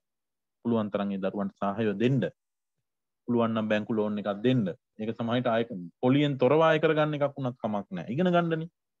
එතකොට නොමිලේ පෙළ පොත් මිල ඇඳුම් ටික තව ඉදිරියට පුළුවන් නම් කෑම වේලක් හරි ලබලා දෙන්න. ඒකට මේවා තමයි රජයේ පැත්තෙන් මේ දරුවන්ට කරන්න පුළුවන්. එතකොට පාසලට ප්‍රජාවේ සහභාගීත්වය දිරිගන්නන්න මොනවද? දිරිගන්නන්න තියෙන ප්‍රතිපත්ති. එහෙම නැත්නම් මොනවද අනුගමනය කරන්න පුළුවන් වැඩ කියලා අපි බලමු. සාර්ව මට්ටමින් මුළු ලංකාවම ගත්තොත් අපිට පොදුවේ ගත්තොත් ප්‍රජා සහභාගීත්වය ප්‍රශස්ත කරන්න රජයේ වගකීමෙන් ඉදිරිපත් වෙන්නේ නැහැ. මේ ඒ වගකීමෙන් ඉවත් රජයේ වගකීමෙන් ඉවත් වෙන්නේ නැහැ. අනිවාර්යෙන් රජය බැඳිලා තියෙනවා. මොකද අපේ ආණ්ඩු ක්‍රම ව්‍යවස්ථාවේ තියෙන අනිවාර්ය අධ්‍යාපනය දී යුතුයි කියන එක. එහෙනම් රජය ඒකේ බැඳිලා ඉන්නවා. මේ අධ්‍යාපනය ලබා දෙන්න ප්‍රජා සහභාගීත්වය ප්‍රතිස්ථාපනය කරන්නත් රජය බැඳිලා ඉන්නවා. ඒකට පාසලයි ප්‍රජාවයි සම්බන්ධ කරන විවිධ ව්‍යුහ පිළිබඳව නීති නියෝග ප්‍රතිපත්ති ක්‍රියාපටිපාටි මාර්ගෝපදේශ සම්මත කරගන්න රජය සියලු මැදිහත් වීම ශක්තිමත් කරන්න. OB එකට ඕන හැටියට ඉස්කෝලේ වැඩ කරන්න දීලත් බෑ. එතකොට ඒකට නීතිමාලා OB එකට අත දා. OB එකෙන් දරුවෝ පාසලට දාන්න පුළුවන් සීමාව 100%ක් දීලා තියෙනවා. අන්න රජයේ නීතිමාලාව. නැත්තම් OB එක කියන විදිහට විදුහල්පතිතුමාට යන්න බෑ. එහෙනම් සාර්ව මට්ටමින් ඒ විදිහට සර්කියුලර්ස් ගහලා යමක් යාමනය කරලා තියෙනවා. ශුද්ධ මට්ටමේදී දිස්ත්‍රික් හරි ප්‍රාදේශීය හරි කොට්ටාස හරි කලාප හරි මට්ටමකින් අධ්‍යාපන කාර්යාලය විසින් නිශ්චය කරපු වගකීම් හා කාර්යයන් නිර්වචනය කරන ලද පැහැදිලි ප්‍රතිපත්ති මාර්ගෝපදේශ ස්ථාපිත කරන්න ඕන. පාසලයි ප්‍රජා පාසකරුවන්ටයි එයාලගේ නව වගකීම් පිළිබඳව නිශ්චිත පුහුණුවක් ලබා දෙන්න. එහෙම නැත්නම් පවර්ණ රෙගුලාසි පිළිබඳව උන් දැනුවත් කරන්න ඕන. මෙන්න මේකයි ඔයාලගෙන් අපි බලාපොරොත්තු වෙන ඉස්කෝලේ විදියට. අපිට ඔයාලට දෙන්න පුළුවන් මෙන්න මේ ටික. ඔයාලා දරුවෝ ටික ඉස්කෝලේ එව්වොත් මේ ලයිමේ දරුවෝ ටික ඔයාලට එවන්න පුළුවන් නම් අපිට පුළුවන් මහත්තුරු කරලා මේ එළියට දෙන්න. අන්න එහෙම වගකීමක් ගන්න. ඒ වගකීම යාලට බාර දෙන්න. බ්‍රේක් කියනවා හවුල්කාරීත්වයට පෝෂණය අවශ්‍යයි. නිපුණතා රැකින් සංවර්ධනය වෙන්නේ නෑ. සංකල්ප සකස් කරන්න ඊටත් වැඩිය කාලයක් යනවා කියන එක මේ බ්‍රේ කියන විශේෂඥයා පවසනවා. හවුල්කාරීත්වයට පෝෂණය ඕන. නිපුණතා එක රැකින් සංවර්ධනය වෙන්නේ නැහැ. නිපුණතා පාදක ඇගීම් කියනවා. නිපුණතා කියනවා රැකින් මේක දරුවෙකුට නටන්න පුළුවන් කරන්න පුළුවන්ද අපිට මේක රැයක් එළි වෙනකොට වෙස් තියන්න පුළුවන්ද? බෑ. ආකල්ප වෙනස් කරන්න. කුණු ගොඩට මගට විසි කරලානේ දරුවෝ එන්නේ. කුණු ගොඩ තුලටම කොටුව ඇතුළටම කුණු දම්මන්න ආකල්ප වෙනස් කරන්න මට අවුරුදු 3ක් මේ 2ක් ගියා තාම බැරි වුණා. මගට දාලා දුවගෙන ඉන්නේ. තාම මම try කරනවා. බැරි ගියා. ආකල්පය හදන්න බැරුව ගියා. වෙනම කෙනෙක් දාලා ප්‍රාදේශීය සභාවේ කෙනෙක් ඇවිල්ලා අර ඉඳුල් කොළයි පොලිතිනුයි වෙන් කරනවා. මං කිව්වා මේ ඔයාගේ අම්මා නම් මේ ඔයාගේ සහෝදරී නම් ඔයා කාපු ඉඳුල්පත වෙනස් කරලා මේ පරිසර මේ මධ්‍යම පරිසර අධිකාරියෙන් දුන්නු මේ පාට තියෙන භාජන වලට දාන්න නැතුව මේ ඔයාගේ අම්මා වෙන්න ඇති මේක කරන්නේ. ඇයි අපි එහෙම කරන්නේ? අපි කාපු ඉඟුල් එක තව කෙනෙකුට ඇයි තෝරන්න දෙන්නේ කියලා. තාම බැරි වුණා. තාම එකෙක් දෙකේ හදන්න බෑ. අපේ කොළඹ කැම්පස් එකෙත් අපිට අර භාජන තියලා තිබුණා. සමහර වෙලාවට අපිට ඒක මේවා එනවා. මම දැකලා තියෙනවා ඒක යෝගට් කෝප්පා තියෙනවා ඉඳුල් වල. එහෙම වෙන්න බෑ. ඉතින් එහෙනම් එක රැයකින් මේවා අපිට ආකල්ප වෙනස් කරන්නත් බෑ. ඒ හින්දා මේක හොඳට මතක තියාගන්න. විදුහල්පතිගේ කාර්යභාරය මොකක්ද? ප්‍රජා සම්බන්ධතාවය ශක්තිමත් කරන්න. එයා තමයි අපේ නායකයා. ශක්තිමත් නායකත්ව කුසලතාවයක් අන්තර් පුද්ගල ගුණාංග වලින් සහිත වෙන්න ඕන. ප්‍රජාවේ මගුල් මලගයක් තියෙනවා නම් විදුහල්පතිතුමා යන්න බැහැලා.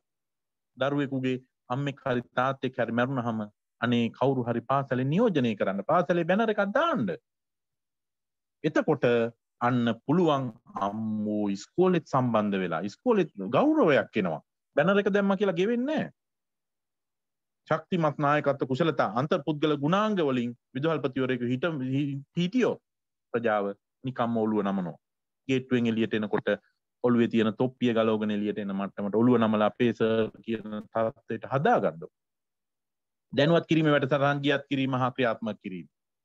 පාසල් මට්ටමින් ප්‍රජාව සහභාගී වීම සම්බන්ධව නීතිමය ප්‍රවේශ සහතික කිරීම අත්‍යවශ්‍යයි. ඕනට වැඩිය ප්‍රජාව આવොත් ඔයාලට ගෙනියන්න බෑ. ගමට ඕන හැටියට සමහර ඉස්කෝල තියෙනවා.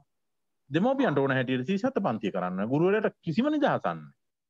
නීති ප්‍රවේශයක සහතික කරන්න තමයි කමිටු තියෙන්නේ. දාගන්න පන්ති කමිටුවක්. කමිටුව හරහා තීරණ ගන්න.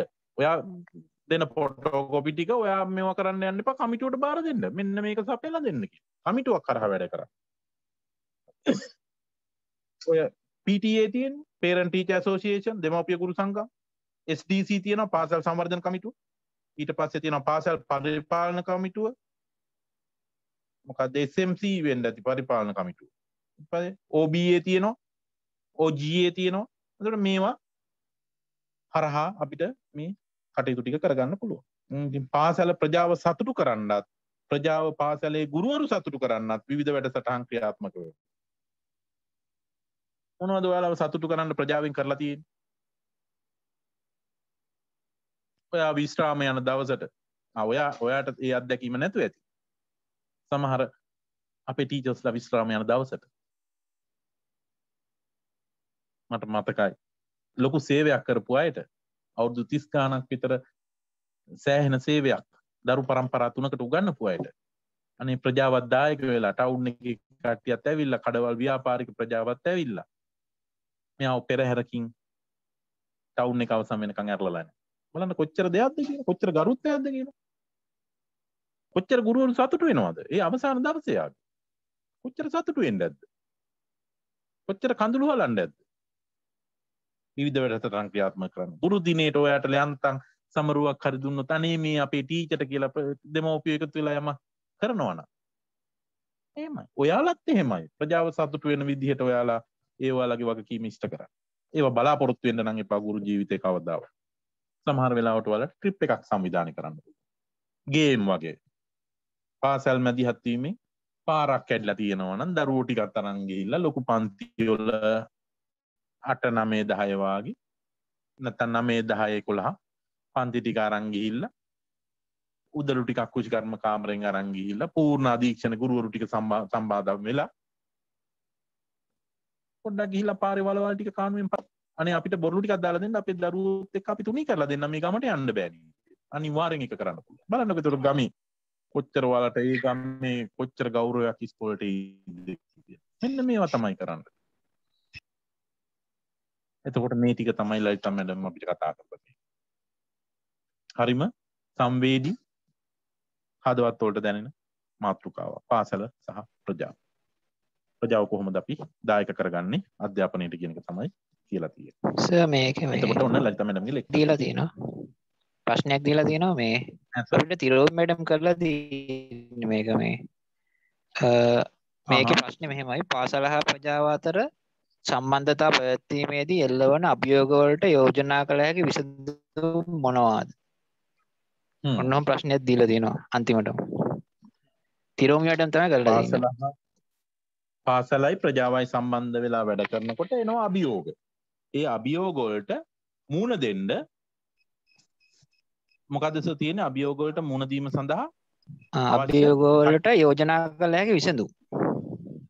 විසඳුම් මොනවද? ඒවට එන්න විසඳුම් මොනවද? ඒවට ඔයා යෝජනා කරන විසඳුම්. මන්ට කියන්නකෝ මොනවද මේ පාසලයි ප්‍රජාවයි කියනකොට තියෙන ප්‍රශ්න?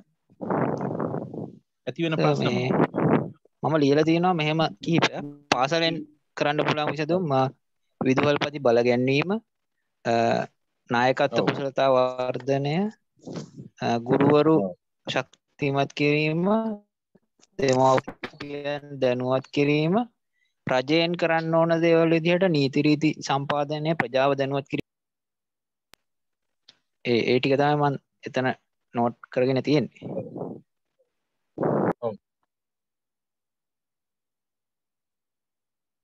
ප්‍රජාවෙන් සමහර වෙලාවට ඉස්කෝලේ උගන්වන්න නැත්නම් මේ මල්ලි අපිට මේ ගැටලු වෙනවා ගුරුවරුන්ට විරුද්ධව. එහෙනම් අපි හරියට ඒ වැඩේ කරන්න ඕන. අපි ඇතුලේ ප්‍රජාවට අපි හදන දේ හොඳ පුරවැසියෙකු හදන දේ දැනුමින් ආකල්පවලින් පිරිපුන් දරුවෙක් හදන දේ අපි හරියට කරොත් සමහර වෙලාවට ගැටුම නැහැ. ඕනවට වැඩිය ප්‍රජාවට අත දාන්න දෙන්නත් බෑ. එහෙනම් ඒවට නීති රේති රෙගුලාසි චක්‍රලේඛ ඒවට කමිටු හදාගෙන ඒවා තුල හැම කෙනාට මේක අත දාන්න දෙන්නේ නැතුව ඒක කන්ට්‍රෝල් කරගන්න. විදුහල්පතිතුමා විශේෂයි. විදුහල්පතිතුමා මේක බැලන්ස් කරන්න ඕන. එළිය පිට බැලන්ස් කරන පුරුක තමයි විදුහල්පතිතුමා. ඇතුලෙන් සමහරට මේ කේලම් එළියේ. එහෙම වෙන්න බෑ. ඒවා යා අරගෙන හොඳ දේවල් අරගෙන අඩුපාඩු නායකත්ව ගුණය හොඳට තියෙන්න ඕන. මේක හසුරවන්න. නැත්තම් එයා ෆේල් වෙනවා. එයා ෆේල් කියන්නේ මුළු විද්‍යාලෙම දරුවෝ ටිකයි ගුරුවරු ටිකයි සේරම ෆේල්. එහෙම වෙන්න බෑ. ක්‍රියාකාරී ජනක සර්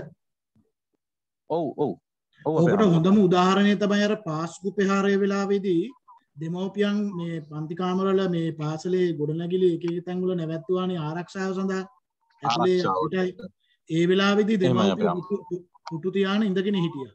ඉඳගෙන කරන්න දෙයක් නැහැ, කියවන්න දෙයක් නැහැ. අර ඊට පස්සේ පන්ති කාමර දිහා තමයි බලාන හිටියේ. ඉඳලා ගුරුවරයෙක් ඉන්නේ නැත්නම් ඊට පස්සේ ඒව තමයි ගැටලු ඇති කරන්නේ. දෙමව්පියෝ ඒව ගැටලු ඇති වුණා. ප්‍රජාව සහභාගීත්වය තුල ගැටලු ඇති වුණා ඊට පස්සේ. එතකොට ඊළඟට ජනක සර් අපේ සර් ඇතුණා ගැටලු ඇති වුණා. ඔව් සර්. ජනක සර් ඔව් මේ අපේ මේ සුසන්ත සර් ඒකට තව ඊළඟට මේ ගුරුවරුන්ගේ විනය සම්බන්ධයෙන් ගැටලුවක් ප්‍රජාව විනය සම්බන්ධයෙන් ඊළඟට මූල්‍යමය පරිපාලනය සම්බන්ධයෙන් අර ඉස්සෙල්ලා සර් කිව්වා වගේ ඒවයි විනිවිදභාවය තියාගන්න ඕනේ. නැත්නම් ඒවගෙනුත් ඔය ප්‍රජාවගෙන් දෝෂාරෝපණය එන්න පුළුවන්. ගුරුවරයාගේ විනය ඒ සියලු දේවල් ඒ අධ්‍යයන කටයුතු මේ සියල්ල ඒවයි තව එකතු කරගන්න සර් කියා ඒවත් එන බලපානවනේ සර්.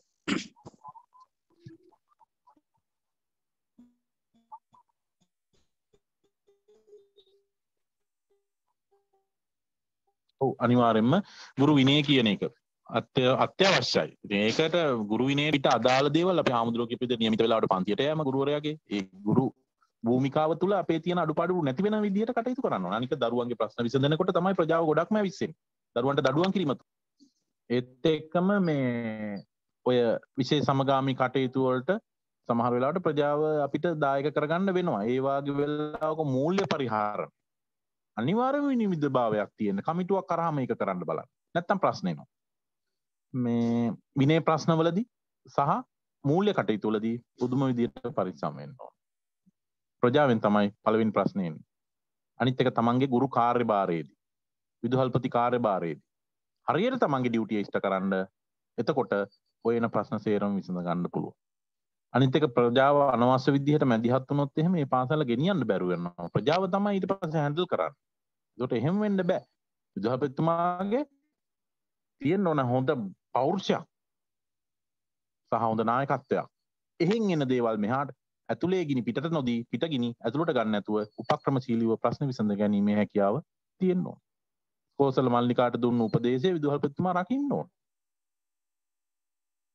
එතකොට තව මොනවද? මේ ළමයා දාන්න කියලා මේ සර්කියුලර් වලින් පිට ළමයා දාන්න කියලා ලියුම් එවනවා. ඒ වාගේ වෙලාවට විදුහල්පතිතුමා එක්ක කමිටුවක් මගින් එහෙම නැත්නම් ඉහළ බලධාරීන් උපදෙස් අරගෙන අවශ්‍ය නීත්‍යානුකූලව කටයුතු කරන්න හැකියාව තියෙන්න ඕන. ප්‍රජාව එක්ක ඔළුව නමාගෙන හිටියොත් කවදාවත් කරන්න බැරුව වෙනවා. ඉතින් මේ වාගේ කරුණු ටිකක් හිතලා ලියන්න තමයි මේ ප්‍රශ්නෙට ගොඩක් දුරට වෙන්නේ. විශේෂයෙන්ම අපේ ටීචර්ලා මතක තියාගන්න මූල්‍ය සහ විනය. දරුවෙකුට ඔයා ගහනවා නම් ගහන්න උගේ වැරද්දකට. වැඩ කරගෙන නැති දවසක ගහලා බලන්න ඌ ගෙදර ගිහින් වචනයක් කියන්නේ අම්මා තාත්තා එන්නේ. හැබැයි කෙල්ලෙකුගේ කොල්ලෙකුගේ සම්බන්ධයකට ගැහුවොත් එහෙම ඌ වෙන එකක් ගිහින් කියලා දෙමව්පියෝ අනිවාර්යෙන් ඉගෙන ගත්තේ නැහැ කියලා ගැහුවට කවුරුවත් විරුද්ධ වෙන්නේ. අර වාගේ ප්‍රශ්නයක් හැන්ඩල් කරනකොට බොහොම පරිස්සම්. අධ්‍යාපනය සම්බන්ධ ඕන දෙයකට ගැටලුවක් නෑ මම දන්න හැටියට. එතකොට තව මොනවා හරි එකට එකතු කරන්න රජයේ විදියටත් මේක තියෙනවා. රජයේ විදියට මේ ප්‍රජාවට ඕනට වැඩිය මේකට එන්න හදලා ඒවා ක්‍රියාත්මක කරන්න විදුහල්පතිවරුන්ට බලය පවරන්න ඕන. එහෙම නොවුනොත් ප්‍රශ්න එනවා.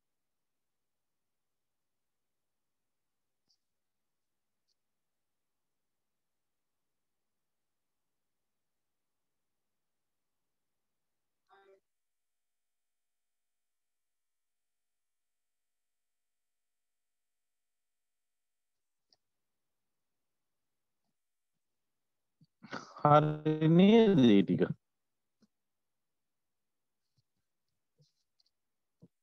අපි එහෙනම් ඊළඟට ඒ සම්බන්ධව ලලිත මැඩම්ගේ සම්බන්ධව මොනවා හරි තියෙනවද ගැටලු?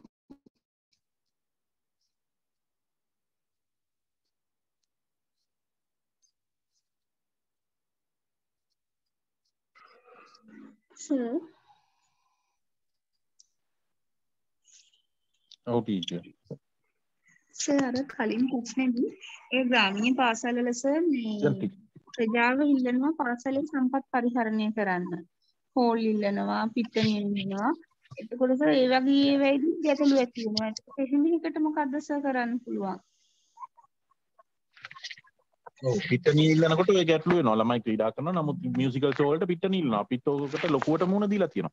එතකොට ඒ වගේ වෙලාවට චක්‍රලේඛ. ඕකේ තියෙනවා. එතකොට චක්‍රලේඛේ තියෙනවා ඒක අධ්‍යාපන බලධාරීන්ගේ අභිමතයේ පරිදි තමයි ඒක දෙන්න පුළුවන්. Tamanට විසඳන්න බැයි නම් Taman එතන පැටලෙන්නේ නැතුව ඉහළට යොමු කරලා ඒකට අවසරය ගන්න එක. එහෙම නැත්නම් පාසල් සංවර්ධන සමිතියට දාලා ඒ තුල අවසරය. ඒතකොට තනි පුද්ගලයෙකුගේ අවසරය නෙමෙයි වෙන්නේ. එහෙමනම් සූක්ෂම විදියට විදුහල්පතිතුමා ඒකට මැදිහත් වෙලා ඒක විසඳලා දෙන්න ඕන. දැන් ඒක ක්‍රීඩා පිටිය පාවිච්චි කරපුවම එයාලගේ ප්‍රතිශතයක් මුදලක් එනවා නම් ඒක විනිවිදභාවයෙන් පාසල් සංවර්ධන සමිතියට වැටෙන්න ඕන. ඒක වෙන කොහෙවත් යන්න බෑ. ගුරුවරුන්ගේ අභිවෘද්ධියට එහෙම යන්න බෑ. විදුහල්පතිතුමාගේ සාක්කුවට ඒවා විනිවිද වෙන්න ඕන. එහෙම මුදලක් අය කරනවා නම් එහෙම සමාහිත ආදාහන පූජෝත්සව වලට ගැටලු වෙනවා. එක දේවල් එනවා. මේවට නොදීත් බෑ, දීලත් බෑ. ඒවා පාසලට ගැටලුවක් නොවන විදියට කළමනාකරණය කරගන්න. එතකොට ආදිශිෂ්‍ය සංගම ඉස්සරහට දාගෙන ඔන්න විධිමත් සංවිධානයක් සමග එකතු වෙලා විදුහල්පතිතුමාගේ ආරක්ෂාව සපය ගන්න පුළුවන්. ඒ වගේ ගැටලු තියෙනවා. නැත්තේ නෑ. හරි. අපි ඵලදායි පාසල ඵලදායි පාසලෙන් පටන් ගමු. ඵලදායිත්වය කියන්නේ මොකක්ද? ඵලදායිතාවය. ආයතනයක මොකක් හරි ඉලක්කයක් සපුර ගන්න. කටයුත්ත ඒ සපුරා ගැනීමේ ක්‍රියාවලියට අපි කියනවා ඵලදායිත්වය කියලා. මේක කියන්නේ 1991 හෙට්ටි ආරච්චි. එතකොට 1999 ජාතික අධ්‍යාපන ආයතනය කියනවා කිසියම් අරමුණු ඉටු කර ගැනීමට ඇති හැකියාව ඵලදායීත්වයයි කියලා. යම් කිසි අරමුණක් ඉටු කරගන්න පුළුවන් හැකියාව ඵලදායීත්වය කියලා කියනවා ජාතික අධ්‍යාපන ආයතනය. ඒත් එක්කම 2006 ෆොන්සේකා මහත්තයා කියනවා ඵලදායීත්වය කියන්නේ එම ආයතනයේ කාර්යක්ෂමතාවය හා සඵලදායීත්වයේ එකතුවක් කියලා. ඒ කියන්නේ ඵලදායීත්වයේ සමානයි කාර්යක්ෂමතාවයේ දන සඵලදායීතාවය. මේ ලාල් ෆොන්සේකා මහත්තයා 2006 කියන්නේ. එතකොට ඵලදායීත්වයට ওই විදිහට අර්ථ දැක්වීම් තුනක් තියෙනවා. ඒ කියන්නේ මොකක් හරි ඉලක්කයක් සපුරගන්න එක ඵලදායීත්වයක් කියලා කියන්නේ. ඒ කියන්නේ අපේ මොකක් හරි ප්ලෑන් එකක් තියෙනවා. ඒක ගෝල් එකක් තියෙනවා. ඒක ඇචීව් කර ගැනීම ඵලදායීතාවය කියලා නිකන් ඔළුවේ තියාගන්න. ඊට පස්සේ කාර්යක්ෂමතාවයයි ඵලදායීතාවය. මොකද්ද මේ කාර්යක්ෂමතාවය? එෆිෂන්සි එක කියන්නේ. කාර්යක්ෂමතාවය කියන්නේ සීමිත සම්පත් ටිකක් උපරිම විදිහට ප්‍රයෝජනයට ගැනීම කාර්යක්ෂමතාවය. අවම යෙදවුමක් සහ අවම උත්සාහයක් යෙදමින් හැකියුම පරිමාණයෙන් ක්‍රියාත්මක වීම කාර්යක්ෂමතාවය. මේකෙදි සම්පත් උපයෝජනයේ කොහොමද සිදු වුණාද කියලා අවධානය යොමු කරමු.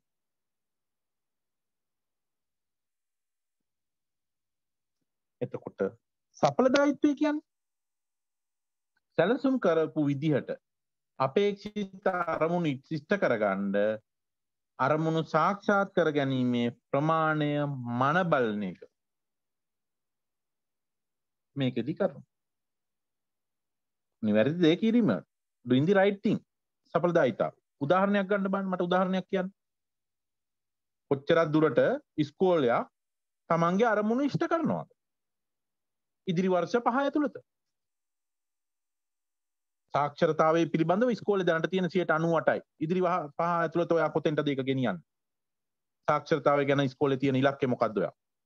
සිසුන්ගේ පැමිණීම වැඩි කරගන්න අපේක්ෂා කරනවා නම් ඉදිරි වසර දෙක තුල ඉටු කරගෙන ඇති තත්ත්වය මොකක්ද? ඉටු කරගන්න බලාපොරොත්තු වෙන තත්ත්වය මොකක්ද? පසුගිය වර්ෂ දෙකේ ඉටු කරගත්ත තත්ත්වය සහ ඉදිරි වර්ෂ දෙකේ ඔයා මොකක්ද කරන්න යන්නේ? කොච්චරක් දුරට අරමුණු ඉටු කරනවාද කියන එක බලන එක තමයි මේකෙන් අදහස් කරන්නේ. එතකොට ප්‍රශස්ත කළමනාකරන මාර්ග තෝරා ගැනීම. නිවැරදි දෙය නිවැරදිව කිරීම සඵලදායීත්වය. වැරදි දෙය නිවැරදිව කිරීම ධන පැත්තට. මේකට වගුවක් කියනවා බලන්න. වැරදි දේ ප්‍රශස්ත කළමනාකරන මාර්ග තෝරා ගැනීම. එතකොට මේක වැරදි දේ තියෙනවා. එතකොට ඉහළට යනකොට ධන පැත්ත එනවා, යටට යනකොට ඍණ පැත්ත එනවා. ඒ වැරදි දේ නිවැරදි කිරීම කාර්යක්ෂමතාවය විතරයි මෙතන.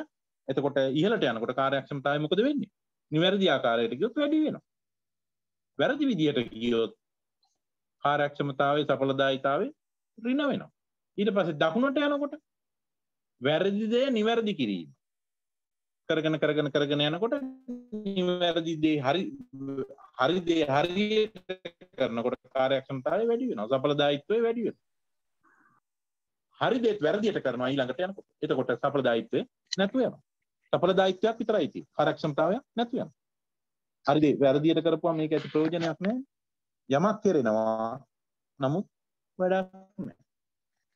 ඔන්න ඔය විදිහට අපිට මේක පාසලට අවශ්‍ය විදිහට ගුරුවරු, ඩෙස්පොටු, ගොඩනැගිලි, වැසිකිලි පහසුකම්, පානීය ජලය, ක්‍රීඩා පිටිය, තාප්පේ, පාසල් සංවර්ධන කමිටුවේ විදුහල්පති ඔයා නම් ප්‍රථමව මොකද්ද මේ වගේ කරන්න ඕන? ගුරුවරුත් ඉන්නවා, ගොඩනැගිලිත් තියෙනවා, පානීය ජලයක් තියෙනවා, වැසිකිලි පහසුකම්ත් තියෙනවා, ක්‍රීඩා පිටියක් තියෙනවා, තාප්පෙත් තියෙනවා, ඩෙස්පොටුත් තියෙනවා. අවශ්‍යතාවය. ඔයා මොකද්ද කරන්නේ? මොකද්ද ඔයා තෝරගන්න? ඔන්න ඔය පොටුවට දාන්න.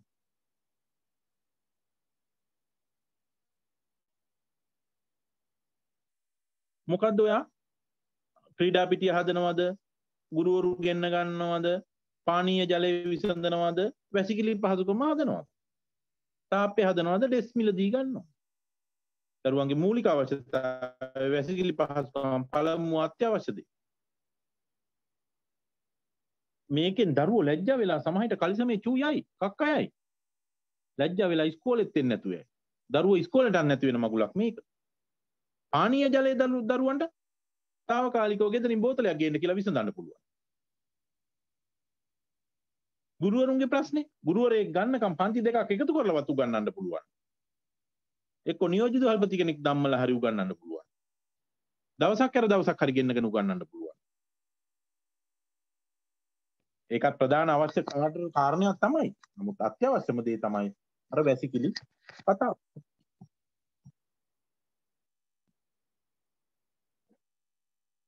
ගුරුවරයා ගන්නකම් ළමයි ටික එකතු කරලා අපිට පන්තිය තියාගන්න පුළුවන්. ගුරුවරයා ගන්න තුරු. ගුරුවරයා අවශ්‍යයි. ඒක මම පිළිගන්නවා. විදුහල්පති ඔබ නම් තාප්පය හදන්න තෝරගත්තා නම් වැසිකිලි හදන්න නැතුව ඒක නුසුදුසු වැරදි තීරණයක්. නිවැරදි මිල ගණන් ලබාගෙන මුදල් නිවැරදිව ගිණුම්ගත කරනවා නම් මේ නිවැරදි දේ නිවැරදිව කිරීම යටතට ඒක වැටෙනවා. මේ කොටුවේ පළවෙනි කොටුව යටතට ඒක වැටෙනවා. විදුහල්පති ගමෙන්ම සල්ලි එකතු කරලා ගිණුම්ගත නොකර කලාපේ දැනුවත් නොකර තාප්පේ හදනවා. මේ B කියන එක එහෙම නැත්නම් යට කොටුව වැරදි දේ වැරදි විදිහට කිරීමට වැදෙනවා. ඇයි තාප්පේ හදන එක නෙමෙයි අවශ්‍ය. නමුත් කරන්න දෙයක් නැහැ. දැන් විදුහල්පති තීරණය කරලා ඉවරයි. වැරදි දේ වැරදි විදිහටත් කරන්න.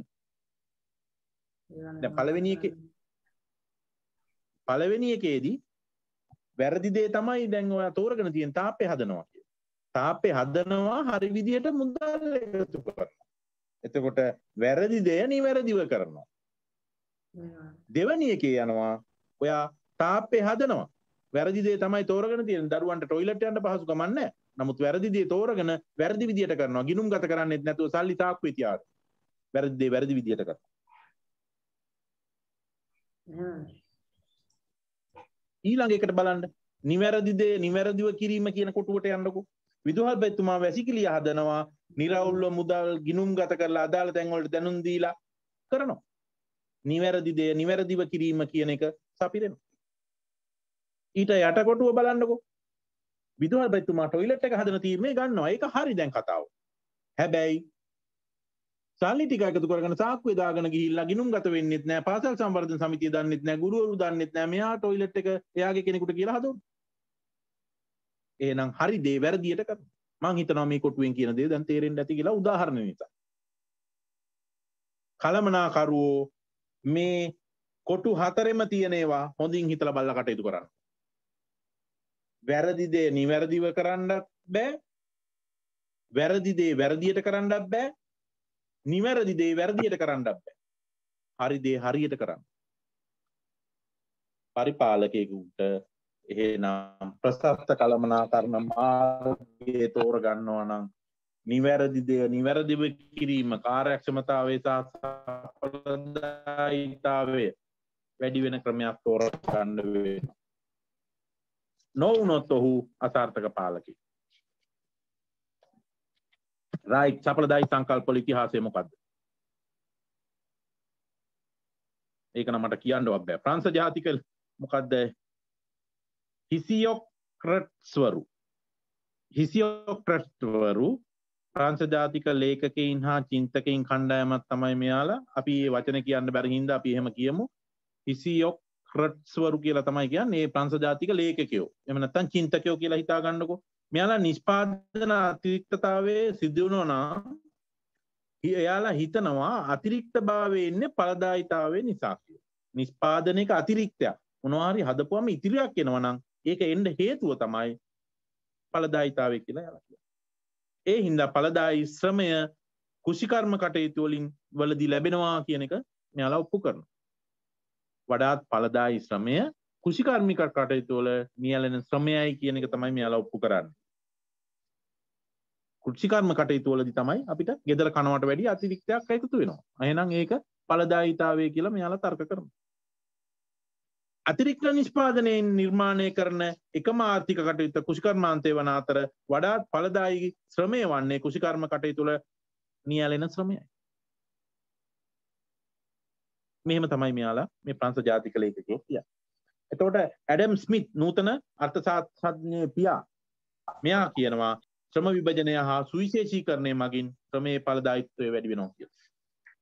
ශ්‍රම විභජනය බෙදලා දෙනවා. කමිසේ කොලර් එක මහන්නේ ඔයා.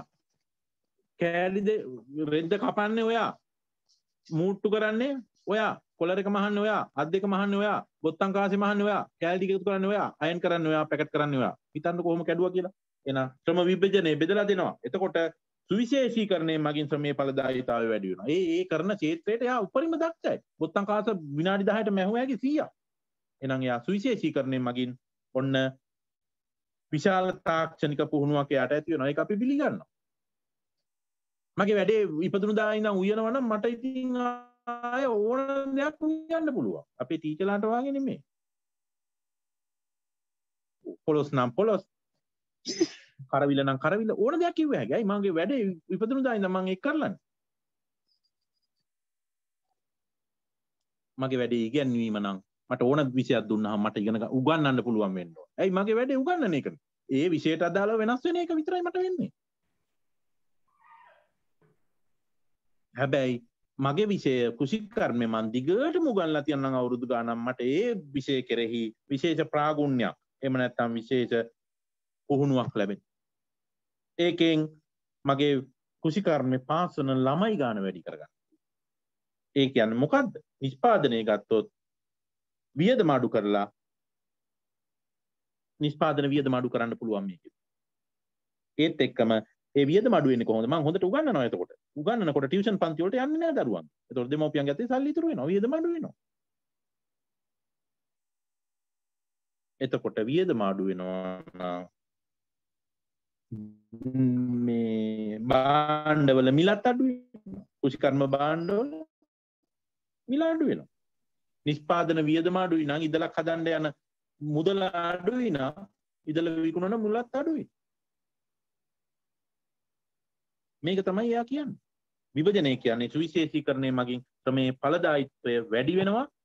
වැඩි තාක්ෂණික පුහුණුවක් ඇති වෙනවා. ඒ ගැන ඒකෙන් වියදම අඩු කරගන්න පුළුවන්. වියදම අඩු කරොත් මිල අඩු කරන්න පුළුවන්. සරල දෙයක් කියන්නේ. ඇඩම් ස්මිත් මම හිතන්නේ ආර්ථික විද්‍යාවේ පියාවෙන් නැති මෙයා මේ අපේ ඉකොන් තමයි ඔව් මේකේ තියෙනවනේ මේ අර්ථශාස්ත්‍රයේ පියා කියලා ආර්ථික විද්‍යාවේ පියා මෙයා. ඒතර කාල් මාක්ස් විද්‍යාත්මක සමාජවාදයේ පියා. මෙයා කියනවා ශ්‍රමයේ තුල ඇතිවන නිපුණතාවයන්ගෙන් ඵලදායීතාවය ඇති වෙනවා. ශ්‍රමයේ තුල ඇතිවන නිපුණත්වයකින් ඵලදායීතාවය ඇති වෙනවා. ඔයා ඒ ක්ෂේත්‍රයේ යමක් කරපුවම ඔයාට නිපුණ වෙනවා ඒක තුලින් ඔයා ඵලදායීත්වය ඇති කරගන්න. නිපුන් ශ්‍රමයේ භාවිතයෙන් ශ්‍රම ඵලදායීතාවය වැඩි වෙනවා. මිනිස්සු සමාජයේ ඵලදායීතා බලවේග බවට පත් වෙනවා.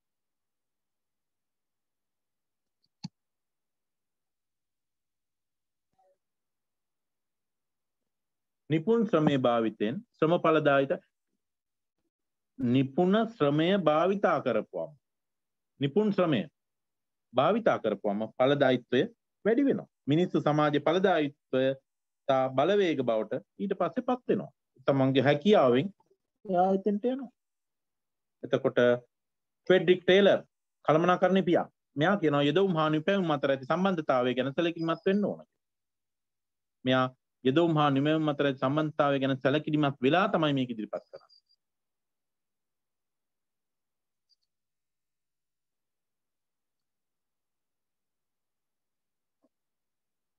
නාස්ති අවම කරන එක, දවසකට සාධාරණ වැටුප් දෙන එක, අනවශ්‍ය චලන ඉවත් කරන එක, ඉහළ වැටුප් යහපත් මේ කාර්මික සම්බන්ධතා ආදිය තුලින් ඵලදායීතාවය වැඩි වෙනවා කියන.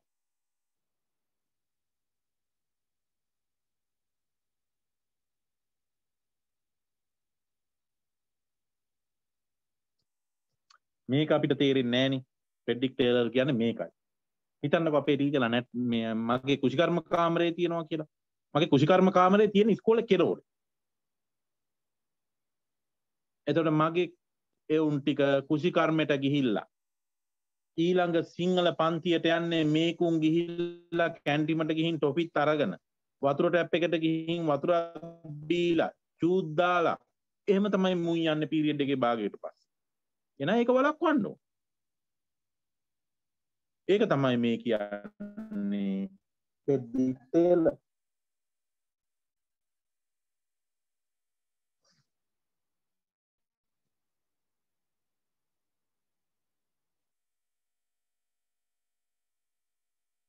අනවශ්‍ය චලන නවත්තලා ක්ෂණිකව මම බලාගෙන ඉන්නවා ඉන්නට අත් දෙක තියාන අතෙන්ට වෙලා ළමයි ටික් ගාලා පන්තියට දුවනවා. එහෙනම් එහෙමයි කරන්නේ. මේ තමයි ටේලර් කියන්නේ.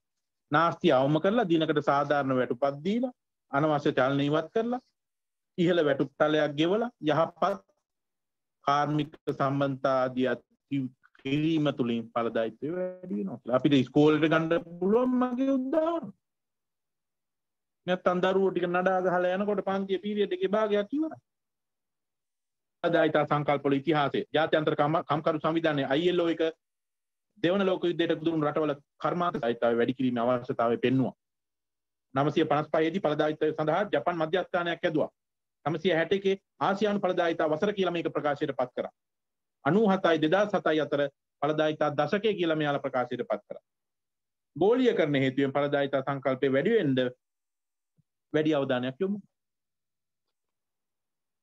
පාසල් වල කොහොමද ඵලදායීතා සංකල්ප වල ඉතිහාසය?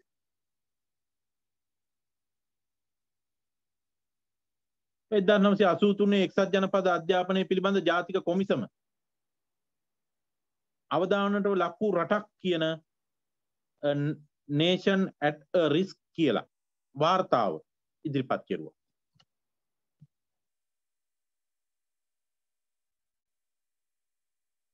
ඒ අනුව මේ පවත්නා අධ්‍යාපන පද්ධතියට එරෙහිව විවේචන මතු වුණාන් පස්සේ බොහෝ රටවල් පාසල් වඩාත් ඵලදායී ආයතන විය යුතුයි කියන එක තරයේ විශ්වාස කෙරුවා. ඒ හින්දා අධ්‍යාපනය තුල වගවීම පිළිබඳ සංකල්පය ආර්ථික උද්දමනය හා හිග සම්පත් උපරිම ලෙස උපයෝජනයට ගැනීම කියන සංකල්පය සහ සමාජ අවශ්‍යතාවය හා පාසල් ප්‍රතිදාන අතර නොගැලපීම කියන සංකල්ප ගැන වැඩි අවධානයක් යොමු කෙරුවා. මට අපේ ටීචර්ලා ඔක පැත්තකින් දාලා කියන්නකෝ ඉස්කෝලවල ඵලදායීතාවය නැහැ කියන උදාහරණ මොනවද? පාසල් වල ඵලදායීතාවය නැති බවට උදාහරණ ටිකක් මට කියන්න. ඕක කොහොම තිබිච්චාවේ?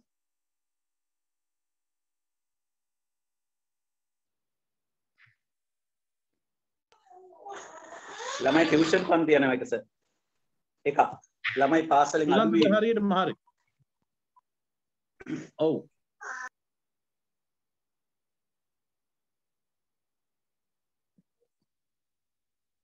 පාසල් අපේ සර් මම මෙහෙම කිව්වොත් ඊළඟට අපේ සර් ඔව්. තව රටේ සෑම ප්‍රශ්නයකටම ඒකත් ඔව්, බලපාලා ඔව්. තියෙනවා මේ අධ්‍යාපනය කඩා වැටීම. ඔව් සර්. දරුවන් මත්ද්‍රව්‍ය භාවිතයට හුවීම. ඔව්. මත්ද්‍රව්‍ය භාවිතය, ගෙවල් දොරවල් වල ප්‍රශ්න, ඊළඟට රියානතුරු, ඒ කියන්නේ ළමයා තුල, ඒ කියන්නේ සමාජයේ යන්නේක මේ තුල සංයමයක් සංයතභාවයක් ඇති වෙලා නැහැ නේ. ඌ ඒකනේ ඌ හරක් වගේ පාරේ යන්නේ සර්. එතකොට ඒ වාර පාසලේ ඵලදායීතාවය කඩා වැටලා කියන එක මේ කියන්නේ සමාජෙම තියෙනවා. සමාජ වෙන සෑම දෙයක්ම සර්. සමාජයට යන්නේ දරුවා අපේ. අපි වග කියන්න ඕන සුසන්ත සර්. එන අපේ වැරද්ද. පාසල කියන තැන වැරද්ද. එහෙනම් මම මේක මේ විදිහට සංවිධානාත්මක විදිහට අපිට ගැලපෙන විදිහට කියනවා. අපේ ඕනම පාසලක මුඛ්‍ය පරමාර්ථය මොකද්ද? ශිෂ්‍යයන් සමබර පෞරුෂයකින් යුතුව සමාජගත කරනවා. මේ මගේ මතය. ඒකට මම සුසන්ත සර්ගේ කැලලක් එකතු කරනවා නීතිකරුක විදිහට සමාජගත කරනවා. සමබර පෞරුෂයකින් යුතුව නීතිකරුක පිරිසක් එළියට දාන එක තමයි ඉස්කෝලේ වගකීම. අල්ලපු එකාට අයින, අල්ලපු එකාට කොටන්න යන, අල්ලපු එකා මරන්න යන එහෙම මිනිහෙක් නෙමෙයි. ප්‍රජානන ආවේදන මනෝචාලක කුසලතාව වලින් හෙබි පුද්ගලයෙක්, සමබර පුද්ගලයෙක් එළියට දාන එක. එහෙනම් දරුවා ඉස්කෝලෙන් එළියට යනකොට ආර්ථිකයට දරුවා එකතු වෙන්න පුළුවන් නම් ඒ දරුවගේ පෞරුෂය ගොඩනැගිලා කියලා මම විශ්වාස කරනවා. ඒ වුණාට සමාජය කියන්නේ කලා උපාධිධාරීන් රැකියාව වලට සුදුසු නැහැ කියලා. ආර්ථිකයට ගැලපෙන්නේ නැහැ කියලා. එහෙම කියලා සමාජ ආකල්පයක් තියෙනවා. එතකොට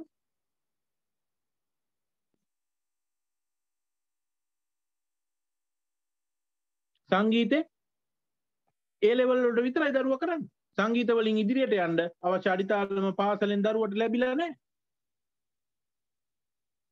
ශාස්ත්‍රීය අධ්‍යාපනයේ හදාරන ශිෂ්‍යයාට ව්‍යවසායකත්වයට ළඟා වෙන්න කුසලතාවය ලැබිලා නැහැ.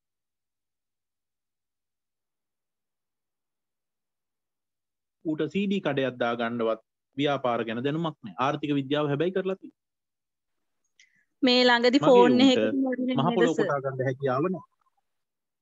ඔව්.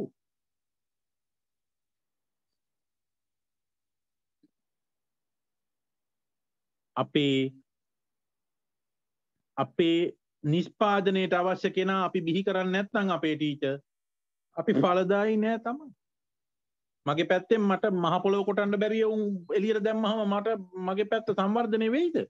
ඒ සීපුටු වල කැරක කැරක විසඳුම් හොයන්නේ කුසි කර්මෙට ඒකනේ. රැයක් එළි වෙනකොට චක්‍රලේඛයක් වැඩක් වෙනවද? නෑ.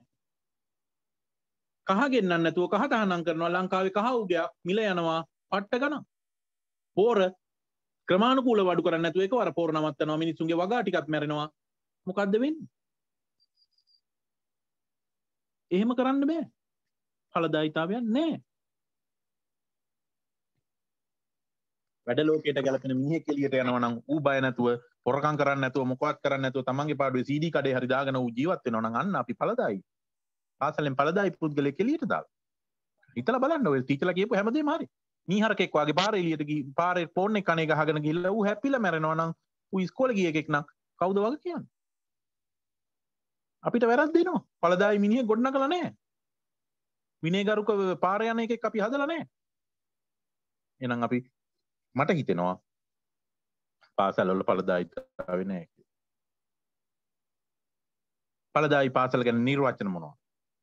හඳුනාගත්ත ඒ වගේම පැහැදිලි ප්‍රකාශිත අරමුණු කරා සාර්ථකව ළඟා වෙන පාසල් ඵලදායී පාසල්. හඳුනගෙන තියෙන්නේ. එයාලා ප්‍රකාශ කරලා තියෙනවා ඉස්කෝලේ පටන් ගන්නකොටම අවුරුද්ද පටන් ගන්නකොටම මෙන්න අපි මේ අවුරුද්දේ යන පරමාර්ථ අරමුණු විෂන් මිෂන් එයාලගේ ඉස්කෝලවල තියෙනවා. ඒවට සාර්ථකව ළඟා වෙනවා නම් ඒ ඉස්කෝලා මම දකිනවා ඵලදායී විද්‍යාලය.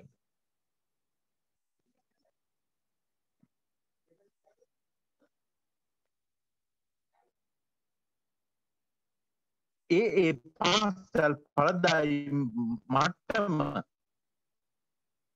පාසලේ ඵලදායී මට්ටම තීරණය වෙන්නේ ඒ පාසල විසින් අලුත් අරමුණු ඉටි කරගත්තොත් ගන්න ප්‍රමාණය මත තමයි. ඵලදායීතා මට්ටම තීරණය වෙන්නේ එයාලා ඒ ඉස්කෝලේ විසින් අලුත් අරමුණු ඉටු කරගත්ත ප්‍රමාණය මත. මොනවද මේ අරමුණු?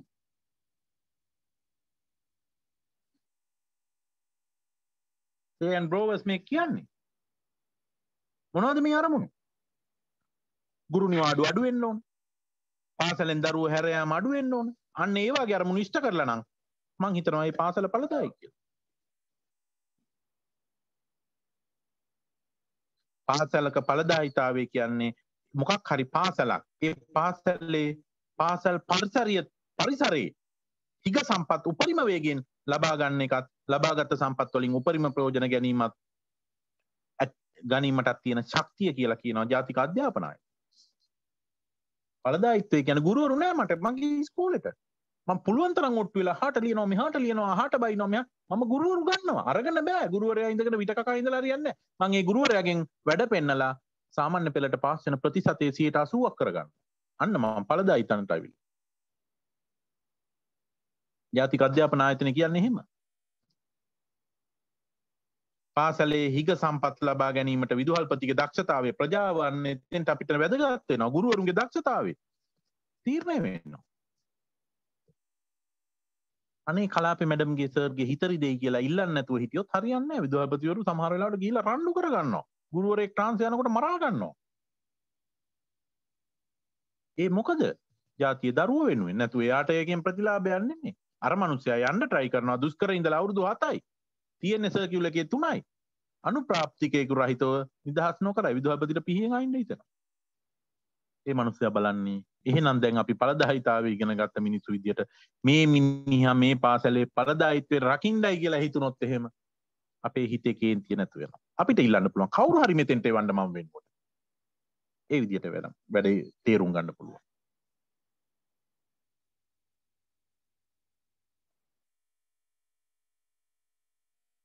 දරුවන්ගේ ගුණාත්මක ද්‍රව්‍ය ලබා ගන්න කියලා ෆොටෝකොපි මැෂින් එක ඉස්කෝලේට ගේනවා. ළමයින්ගෙන් සල්ලි තුරලා ප්‍රෙස් එකට අරන් ගිහිල්ලා පේපර් ගහලා ගෙනත් හිතන්නකො පළදායිද. එනම් පළදායිත්වය ගැන මැක්‍රෝ 1991 මැක්ග්‍රෝ හොඳ නිලයි කරන්නේ කොහොමද කියන එක සම්බන්ධයෙන් හැම පාසලක්ම අනුගමනය කළ යුතු වට්ටෝරුවක් නැහැ. ඒ වාගේ වට්ටෝරු භාවිතා කළ නොහැකි තරමට පාසල නැමැති ආයතනය සංකීර්ණයි කියලා නිර්වචනයක් ඉදිරිපත් කරනවා.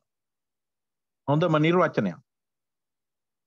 පාසලක් පළදායි කරගන්නේ කෙසේද යන්න සම්බන්ධව හැම පාසලකටම අනුගමනය කරන්න පුළුවන් වට්ටෝරුවක් නැතිලු. කොරෝනා වලට වාගේ වට්ටෝරුවක් නැතිලු.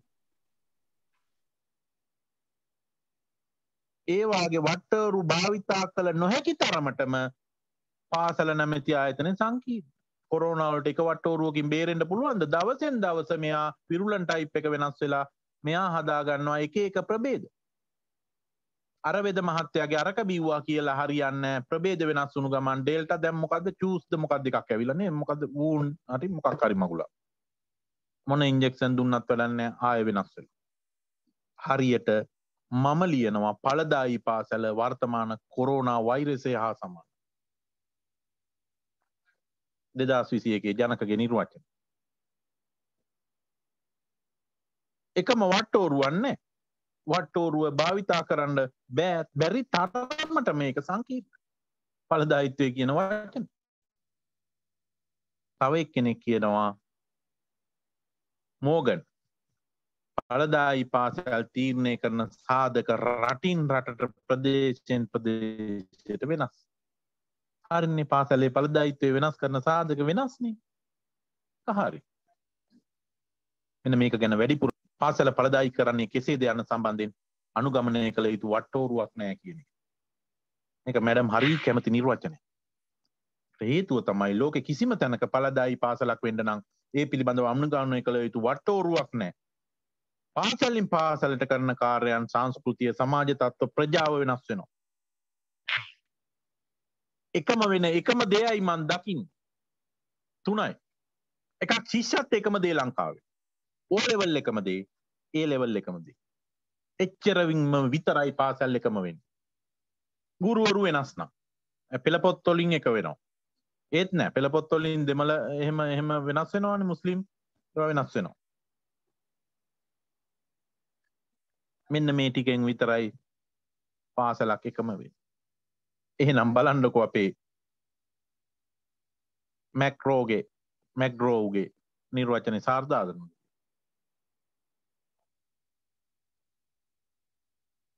ඵලදායී පාසල් තීරණය කරන සාධකයේ රටින් රටට ප්‍රදේශයෙන් ප්‍රදේශයට වෙනස් වේ කියනවා. මෝගන් බලමු ඒ ගැන.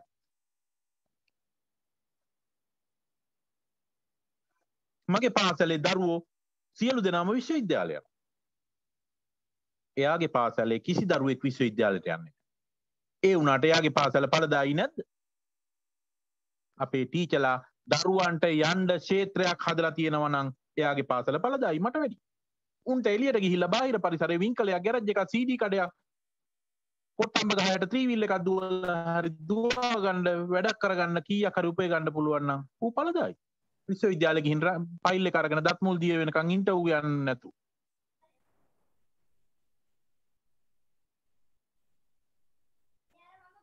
වැඩ ලෝකෙට දරුවන් හොඳින් පුහුණු කිරීම ඵලදායී භවයේ ලක්ෂණය.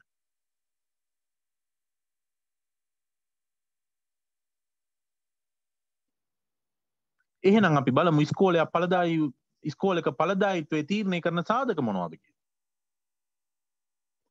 විදුහල්පතිගේ සාර්ථකත්වය.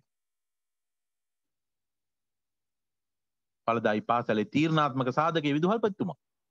එයාගේ සාර්ථකත්වයේ මත තමයි මේ හැමදේම කතා තීරණය වෙන්නේ. යහපත් පාසල් දර්ශනය සහ අරමුණු. පාසලේ දැක්ම අරමුණ මේකට බලපානවා. ශක්තිමත් පාසල් ඉගෙනුම් සංස්කෘතිය බලපානවා.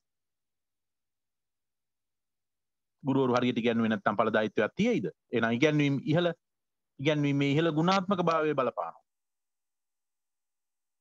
දරුවන්ට ඉහළ අපේක්ෂණ දෙන්න. එහෙනම් ඉහළ අපේක්ෂණේ බලපානවා ඵලදායීත්වයට. ඔයා මෙතෙන්ට ගියොත් විතරයි ඔයාට ජීවිතේ විඳින්න පුළුවන්. ඉහළ අපේක්ෂණ. ධනාත්මක අභිප්‍රේරණය. නෑ පුතේ අද බැරි වුණාට උඹට හෙට පුළුවන්. අපේ සුරංග සර් සාක්ෂි දරයි. ඵලදායීතාවයේ තීරණය කරන සාධක.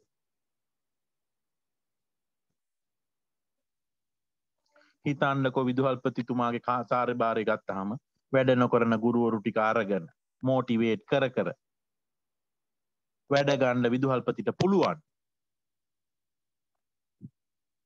පාර්ශව කරුවන් එක්ක සම්බන්ධතා පවත්වලා අධිකාරීන් එක්ක හොඳින් කටයුතු කරලා දරු විනය පවත්වාගෙන විදුහල්පතිට බැයිද? පුළුවන්. පාසලක තියෙන්න ඕන ඉහළ දැක්ම නම් සියලු දරුවන් කුසලතාපූර්ණ සමබල පෞරුෂයක් ඇති දරුවන් විදිහට සමාජගත කරන එක. සියලු දෙනා මේ දර්ශනය හා අරමුණ යථාර්ථයකට ගෙන එන්න කටයුතු කරනවා නම් යහපත් පාසල් දර්ශනයක් ඇති වෙන්නේ නැද්ද? එහෙනම් ඒක ඵලදායීතාවයේ තීරණය කරන සාධකයක් නෙවෙයිද? ශක්තිමත් පාසල් ඉගෙනුම් සංස්කෘතිය ගත්තාම විශේෂ සමගාමී කටයුතු ගැන කටයුතු කරන පාසලේ විනයක් ඇති පාසලක් විදිහට තියෙන එකක් නම් මේක ඵලදායීත්වයට ගේන්න ඉතා ලේසි. විනයගරුක පාසල ඵලදායීත්වයට ගන්න බැයිද? විශේෂ සමගාමී කටයුතු වැඩියෙන් තියෙනවා නම් මේක ඵලදායීත්වයට යන්නේ නැද්ද?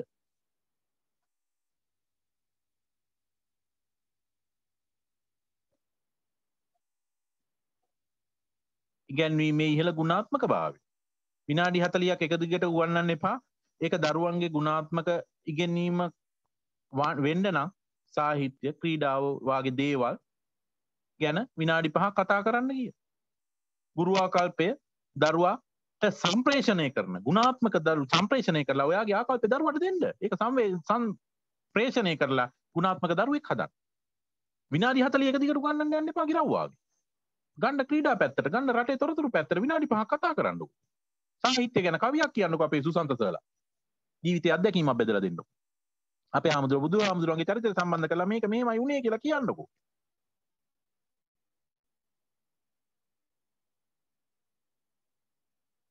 ඉගෙනීමේ ඉහළ ගුණාත්මක භාවයක් ඇති නොවේද බලන්න. දරුවන්ට පුස්තකාලේ හරි විදියට භාවිතා කරන හැටි ටිකක් කියලා දෙන්න. ඉහළ අපේක්ෂණය. පාසලේ සංස්කෘතිය තුළ ප්‍රදේශයේ පාසල හොඳම තැනට ගේන්න නම් මේ අපේක්ෂණය කියන එක තියෙනවා. මගේ ප්‍රදේශයේ තුළ තියෙන හොඳම තැනට ප්‍රදේශයේ පාසල තමයි මේ පාසල මහින්දෝදය ඉස්කෝලේ තමයි හොඳම තැනට ගේන්න ඕන කියන අපේක්ෂණය මන් තුළ තියෙන්න ඕන. අපිට සමජාත දරුවෝ නෙමෙයි හදන්න ඕන. අපි අභිබවා යන අභිජාත දරුවෝ බිහි කරන්න ඕන. ගුරුවරයා අභිබවා යන දරුවෝ තනන්න ඕන.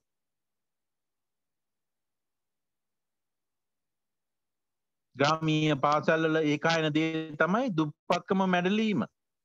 එකම ආවි අධ්‍යාපනය. නෙල්සන් මැන්ඩෙලා කියනවා. ග්‍රාමීය පාසල්වල ඒකායන දේ දුප්පත්කම මැඩලීම නම් ඒකට එකම ආයුධය අතේ තියෙන කඩුව තමයි අධ්‍යාපනය. දෙමව්පියන්ගේ තත්ත්වකව පන්ති රැස්වීම එකකටවත් එන්නේ නැහැ. දරුවා පාසල් ආවම ඇති කියලා දෙමව්පියෝ හිතුවොත් වැරදි. සියලු දෙනා දරුවෝ, දෙමව්පියෝ, ගුරුවරු සියලු දෙනා තුල ඉහළ අපේක්ෂණයක් ඕන. ධනාත්මක අභිප්‍රේරණය කියන්නේ ඉහළ තත්ත්වයෙන් අධ්‍යාපනය හැදෑරීමට ඉහළ කැමැත්තක් තියෙන්න ඕන. පාසලේ අපිට වැඩ කරන්න හිතෙන පරිසරයක්, ඉන්න හිතෙන රටක් ගොඩනගා ගන්න ඕන. දැන් නම් දුවන්න හිතිලා තියෙන්නේ. පාසල් කළමනාකරීත්වයේ තුල ඉහළ අභිප්‍රේරණයක් ඕන. ගුරුවරුන්ට දරුවන්ට පාසලේ වැඩ කරන්න භෞතික පරිසරය හරියට තියෙන්න ඕන. මානසික පරිසරය ගොඩනගලා දෙන්න ඕන. මේකට කළමනාකාරීත්වය සහ දෙමව්පියෝ සහයෝගය දෙන්න.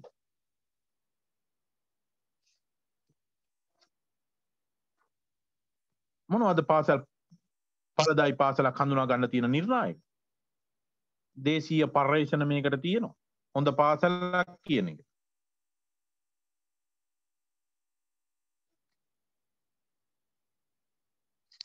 Baker V 1998 Blackboard in the Jungle දේශීය පර්යේෂණය. ජාතික අධ්‍යාපන ආයතනය 1992 A Good School හොඳ පාසලක් කියන පර්යේෂණය කරලා තියෙනවා. National Education Research and Evaluation Center එක 2004 පර්යේෂණයක් කරලා තියෙනවා.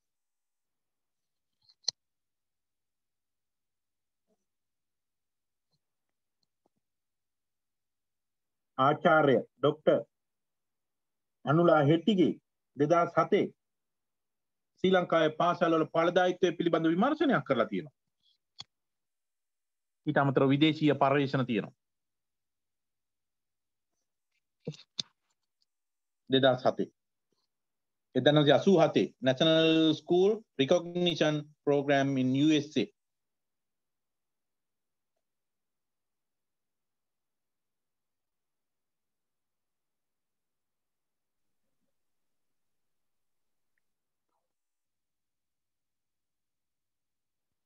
The Halton Board of Education Morgan 1986 පර්යේෂණයක් කරලා තියෙනවා. එතකොට විදේශීය පර්යේෂණ ගණනාවක් තියෙනවා. දේශීය පර්යේෂණ ගණනාවක් තියෙනවා.